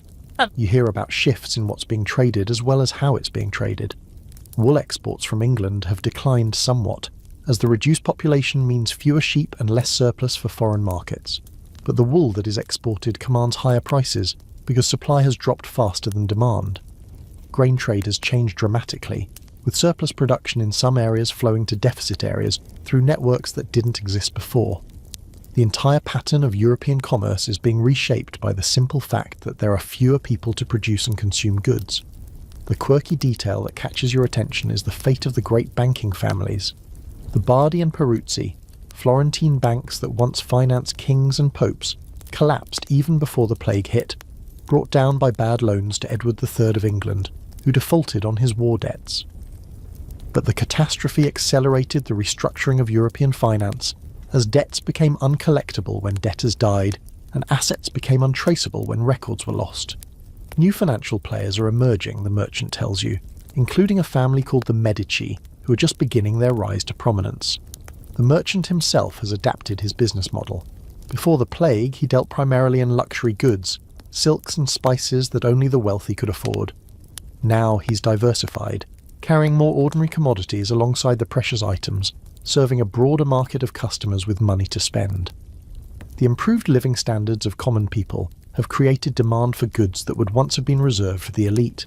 He's selling more to more people, making smaller margins but larger overall profits. You think about how this connects to what you've observed locally. The improved diet, the better clothing, the small luxuries that have become common, all of these depend on trade, on networks that bring goods from far away into village markets where ordinary people can buy them. The merchant is a crucial link in that chain, and his adjustments to post-plague conditions directly affect what's available in your world. Historians still argue about whether the Black Death helped or hurt long-term economic development. Some emphasize the destruction, the loss of skilled workers, the disruption of established networks, the decades required to recover productive capacity. Others point to the restructuring, the increased efficiency, the labour-saving innovations, the redistribution of resources that allowed survivors to thrive. The truth probably lies somewhere in between, varying by region and sector. What you observe, without access to the long view, is simply change. The familiar rhythms of commerce have been disrupted and are slowly re-establishing themselves in new patterns. The goods available in your market are somewhat different from what was available before. The prices are different too, some things more expensive, some cheaper, reflecting shifts in supply and demand that trace back to the catastrophe. Trade, like everything else, has been remade by death. The Venetian merchant finishes his wine and prepares to continue his journey. He has more stops to make, more customers to visit, more goods to buy and sell along his modified route. You shake his hand and wish him safe travels, grateful for the connection he provides to the wider world. Without merchants like him, your village would be more isolated, more dependent on what it could produce for itself, cut off from the currents of commerce that bring variety and opportunity. Walking home from the market, you carry the small purchases you've made. A few ounces of pepper, far cheaper now than it was a generation ago. A length of ribbon in a colour you've never seen before. A metal clasp for your cloak, manufactured somewhere you couldn't point to on a map. These trivial items connect you to vast networks of production and distribution, to ships on distant seas and caravans crossing mountain passes, to miners and weavers and spice farmers whose lives are as distant from yours as the stars. The sun is warm on your face as you walk, and the goods in your basket are evidence of a world slowly recovering, slowly rebuilding, slowly finding new ways to function. The trade routes may have changed, the players may have shifted, but the fundamental impulse to exchange, to specialize, to benefit from the different capacities of different places remains as strong as ever. Commerce, like humanity itself, is resilient. It adapts, it survives. You reach your cottage and set your purchases on the table, examining them with simple pleasure. The pepper will flavour your food for months. The ribbon will brighten your appearance. The clasp will hold your cloak closed through another winter. Small things, but real things. Tangible evidence that the world beyond your village still exists and still reaches out to touch your life. The trade networks will continue to evolve, responding to forces you don't control and can barely comprehend. New routes will open, old ones will close, fortunes will be made and lost as commerce flows along ever-changing channels. But the exchange itself will continue because it serves needs too fundamental to suppress. People want things they can't produce themselves. They're willing to pay for those things. And as long as that's true, merchants will find ways to connect supply with demand, no matter what disasters interrupt the process. The fever returns to your village in the autumn of your 50th year, and for a terrible week, you're certain the nightmare is beginning again. The symptoms are familiar. The swellings, the dark spots, the rapid progression from health to death. 3 people die before the outbreak subsides as mysteriously as it appeared, leaving the survivors shaken and reminded that the enemy has never really left. This is the reality of post-plague Europe that nobody talks about when they discuss economic recovery and social transformation. The disease keeps coming back. The Black Death of 1347 to 1351 was the first and most devastating wave, but it was followed by recurrent outbreaks in 1361, in 1369, in 1374, and continuing in roughly decade-long cycles for centuries. Each wave is less catastrophic than the first, killing fewer people as some measure of immunity develops in the surviving population, but each wave is terrifying nonetheless. You've lived through several of these recurrences now, and each one reopens the old wounds. The sight of a bubo forming on someone's neck sends you back to those terrible first years, to the mass graves and the empty cottages and the smell of death that hung over everything. The psychological trauma doesn't heal, it just gets buried under layers of daily routine, waiting to be exposed again whenever the plague returns. The generation born after the initial catastrophe, your children's generation if you have children, experiences these recurrences differently. They didn't witness the original horror, didn't see half their community die in a matter of months. For them, the plague is something that happens periodically, a known danger to be feared and prepared for, but not the world-ending event it was for their parents. They've developed coping mechanisms, practical protocols, an almost business-like approach to epidemic management. Historians still argue about the demographic effects of these recurring outbreaks. Some suggest that they prevented population recovery, keeping Europe's numbers suppressed for a century or more after the initial devastation.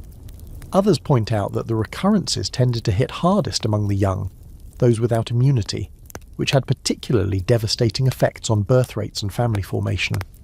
The plague wasn't a single event, but an ongoing condition, a new normal that shaped every aspect of life.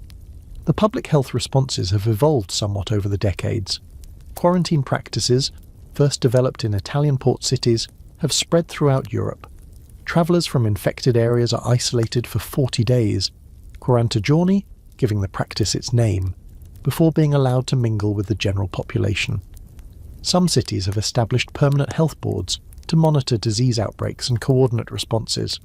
The idea that collective action can mitigate epidemic impact has taken root, even if the specific measures remain crude by later standards. Your own village has developed its own informal protocols. When plague appears nearby, the village council restricts contact with outsiders. The sick are isolated in designated cottages at the edge of the settlement. Those who've recovered from previous bouts, believed, correctly as it turns out, to be somewhat protected, take responsibility for caring for new victims. It's not sophisticated epidemiology, but it's better than the chaos and denial that characterized the first outbreak. The quirky detail that stays with you is how the recurring outbreaks affect religious practice. Each return of the plague sparks a new wave of penitential activity. Processions, pilgrimages, donations to the church, as people try to appease the God who seems determined to punish them. But alongside this renewed piety, there's also a growing fatalism, a sense that nothing they do really matters, that the plague will come and go according to its own inscrutable logic.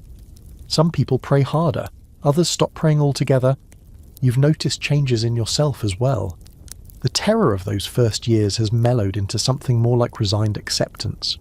You take reasonable precautions when plague appears, but you no longer imagine that prayer or flight or any other measure will guarantee safety. Death will come when it comes, whether from plague or old age or any of the countless other dangers that surround human existence. This acceptance isn't despair exactly. You still value life, still work to preserve it, but it's a recognition that control is largely an illusion. The 3 villagers who died in the recent outbreak are buried quickly, their graves marked but without the elaborate funerals that would once have been considered necessary. There's no time for extended mourning when the disease might still be spreading, no energy for formal grief when everyone is exhausted from fear and vigilance. The dead are remembered, but quietly, privately, in the hearts of those who loved them rather than in public ceremony. Life resumes its normal patterns within weeks of the outbreak's end. The fields still need tending, the livestock still need feeding, the ordinary business of survival still demands attention. You fall back into routine, grateful to have survived another visitation, wary of the next one that will surely come. The plague has become part of the rhythm of life, as predictable in its way as the changing seasons.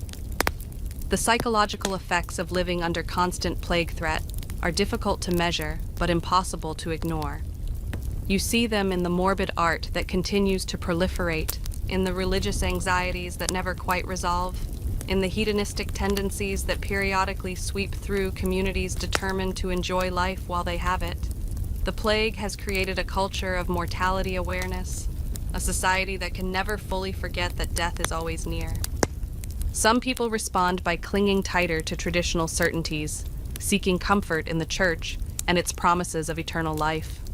Others respond by questioning everything, wondering what kind of God would permit such suffering, exploring heterodox ideas that the authorities find disturbing. Still others respond practically, accumulating wealth and property and security against future uncertainties. The plague creates diversity of response, different ways of coping with the same unbearable knowledge. You walk through your village in the aftermath of the outbreak, noting who's still here and who's gone. The 3 dead, an old woman, a young man, a child, represent a cross-section of the community, a reminder that the plague takes indiscriminately.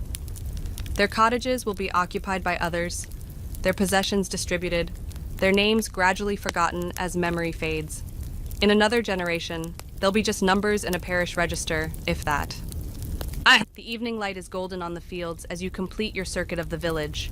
The harvest is in, the winter stores are adequate, the immediate crisis has passed. But you know, with a certainty born of decades of experience, that this is just an interlude. The plague will return, next year or the year after, or the year after that. It always returns. And when it does, you'll face it as you've faced it before, with fear, with prayer, with whatever practical measures seem useful, and with the stubborn determination to survive that has carried you this far. The first stars are appearing as you reach your cottage door. You pause for a moment, breathing the cool autumn air, feeling the weight of your 50 years and all they've contained. You've outlived so many, survived so much, witnessed transformations that your grandparents couldn't have imagined. But the plague is still out there, still waiting, still part of the world you inhabit. It will be part of your grandchildren's world too, and their grandchildren's, for generations to come. You go inside, light your fire, settle into the evening routine that has sustained you through everything. Tomorrow will bring its own challenges, its own small victories and defeats. The plague will come again, and some will die, and life will continue regardless. This is the truth you've learned to live with, the knowledge that the post-plague world carries with it always, that recovery is never complete, that safety is never assured, that survival is a daily achievement rather than a permanent state. The young scholar who stops at your village is traveling from Italy, and his eyes shine with an excitement you haven't seen in a long time. Not the desperate excitement of crisis, but the eager enthusiasm of someone who believes he's living at the dawn of something new. He speaks of ideas circulating in Florence and Rome, of ancient texts being rediscovered, of a new way of thinking about human beings and their place in the world. He calls it, with evident pride, a rebirth. You listen with the skepticism of age and experience. You've seen too much to believe easily in new beginnings. But as the scholar talks, describing the intellectual ferment in the Italian cities, the art and architecture emerging from workshops and studios, the questioning of old authorities and the celebration of human achievement, you begin to understand that something significant is indeed taking shape. Something that has roots in the catastrophe you lived through, even if it's growing in directions nobody could have predicted. The humanism he describes doesn't reject Christianity exactly, but it shifts the emphasis. Where medieval thought focused on human sinfulness and the need for divine grace, these new thinkers are interested in human capability and potential. They look to ancient Greece and Rome for models, finding in classical literature examples of human excellence that don't depend entirely on religious framework. They're asking what human beings can achieve in this world, not just what awaits them in the next. You recognize something in this description, a thread that connects to your own experience. The plague shattered the old certainties, the confidence that faith would protect, that the church had answers, that the social order reflected divine will. In the space created by that shattering, new possibilities emerged. The humanism the scholar describes is one of those possibilities, an intellectual framework that makes sense of a world where the old frameworks have failed. The scholar quotes a phrase he attributes to an Italian writer: "Man is the measure of all things."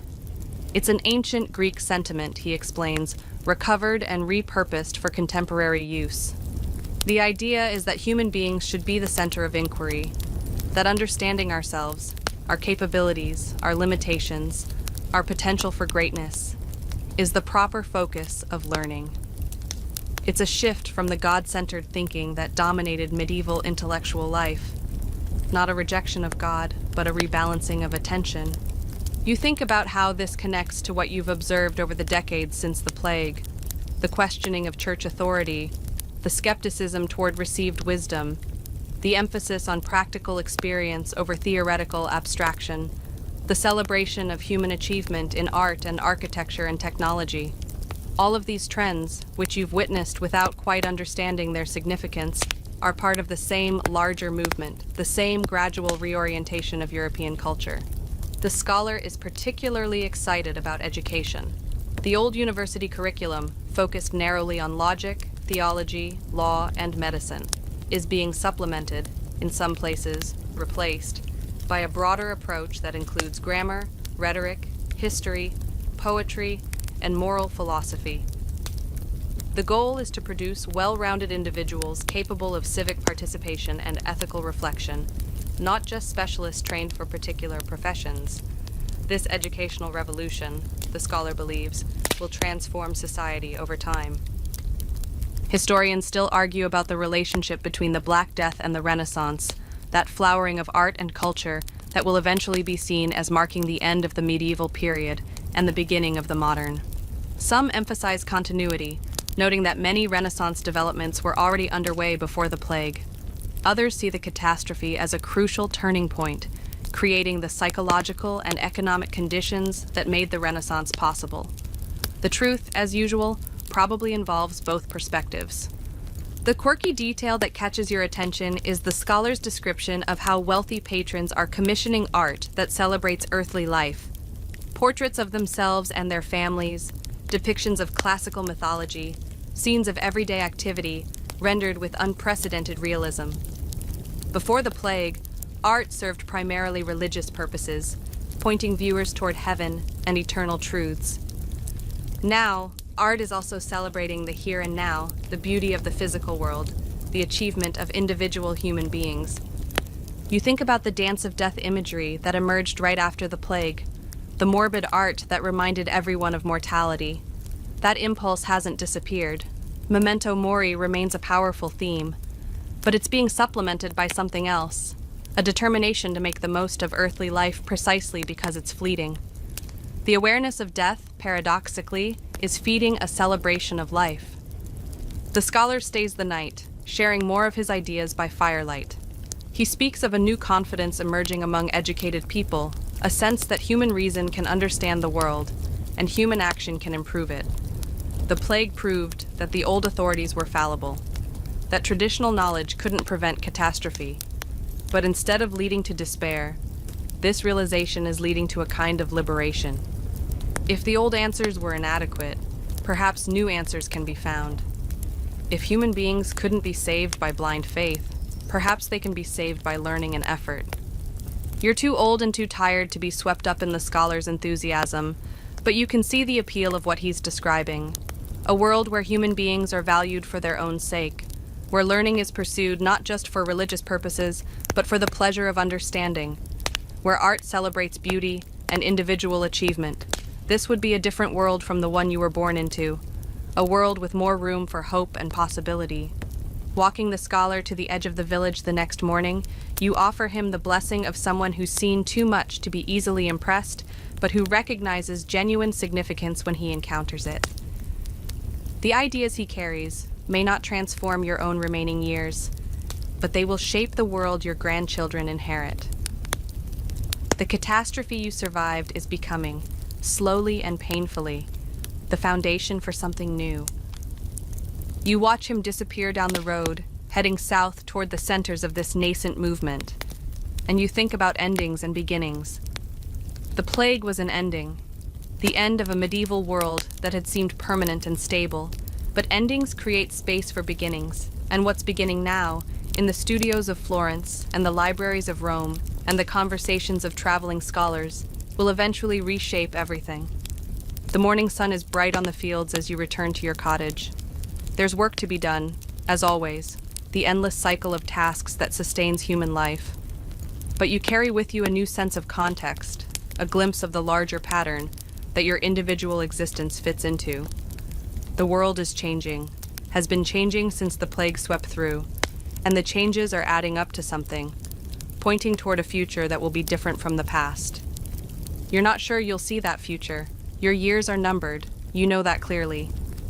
But you've contributed to it, simply by surviving, by rebuilding, by participating in the countless small transformations that are reshaping European society.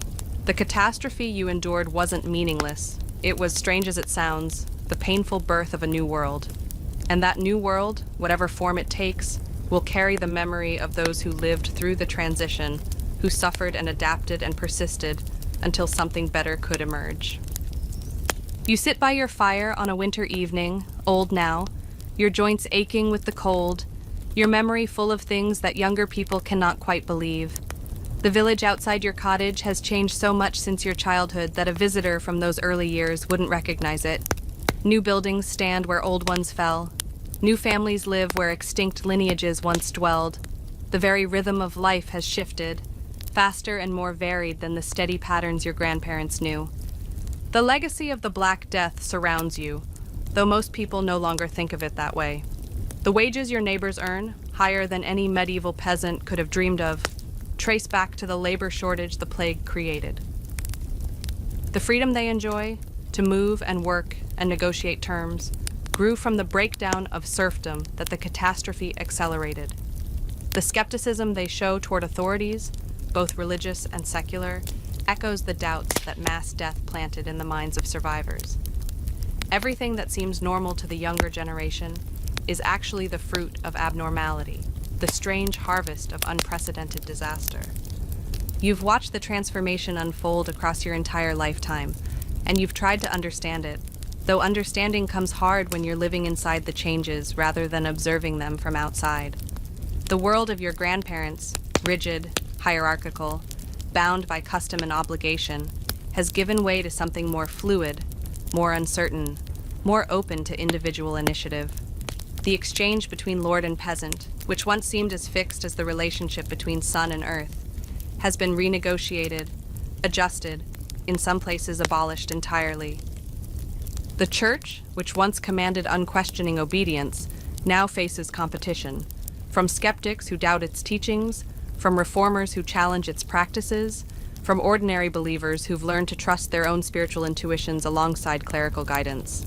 The plague proved that faith alone couldn't protect anyone, and that lesson has sunk deep into European consciousness.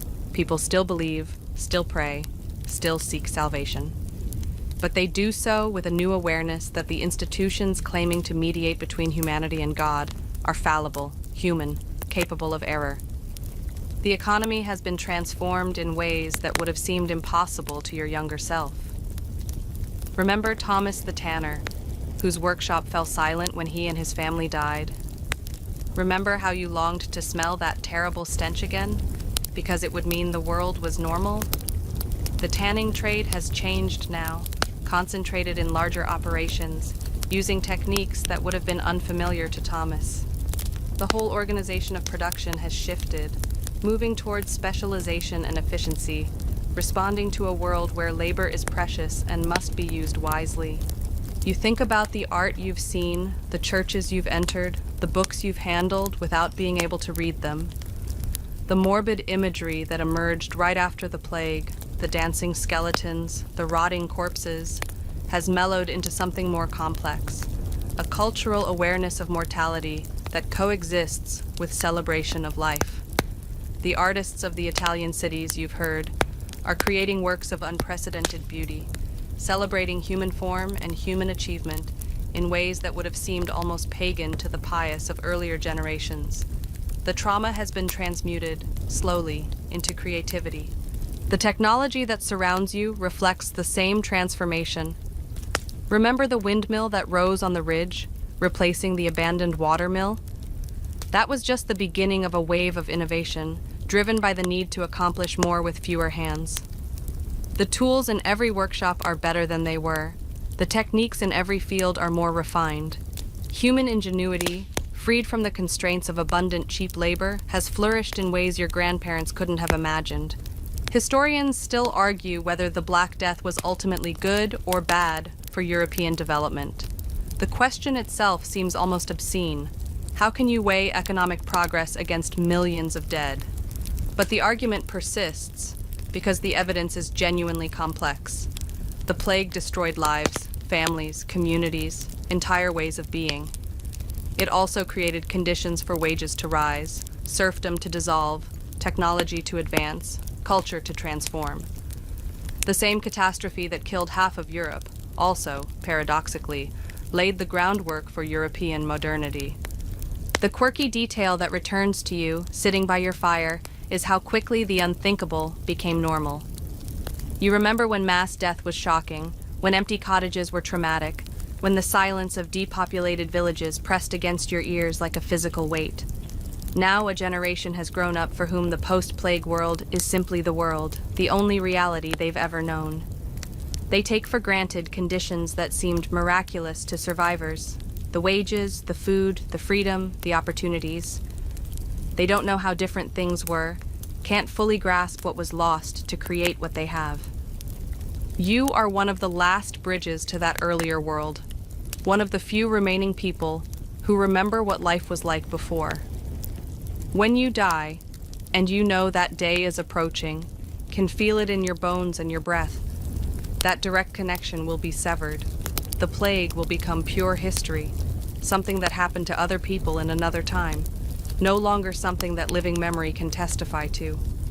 Your grandchildren's grandchildren will read about it in books, if they read at all, and they'll struggle to comprehend the reality behind the words.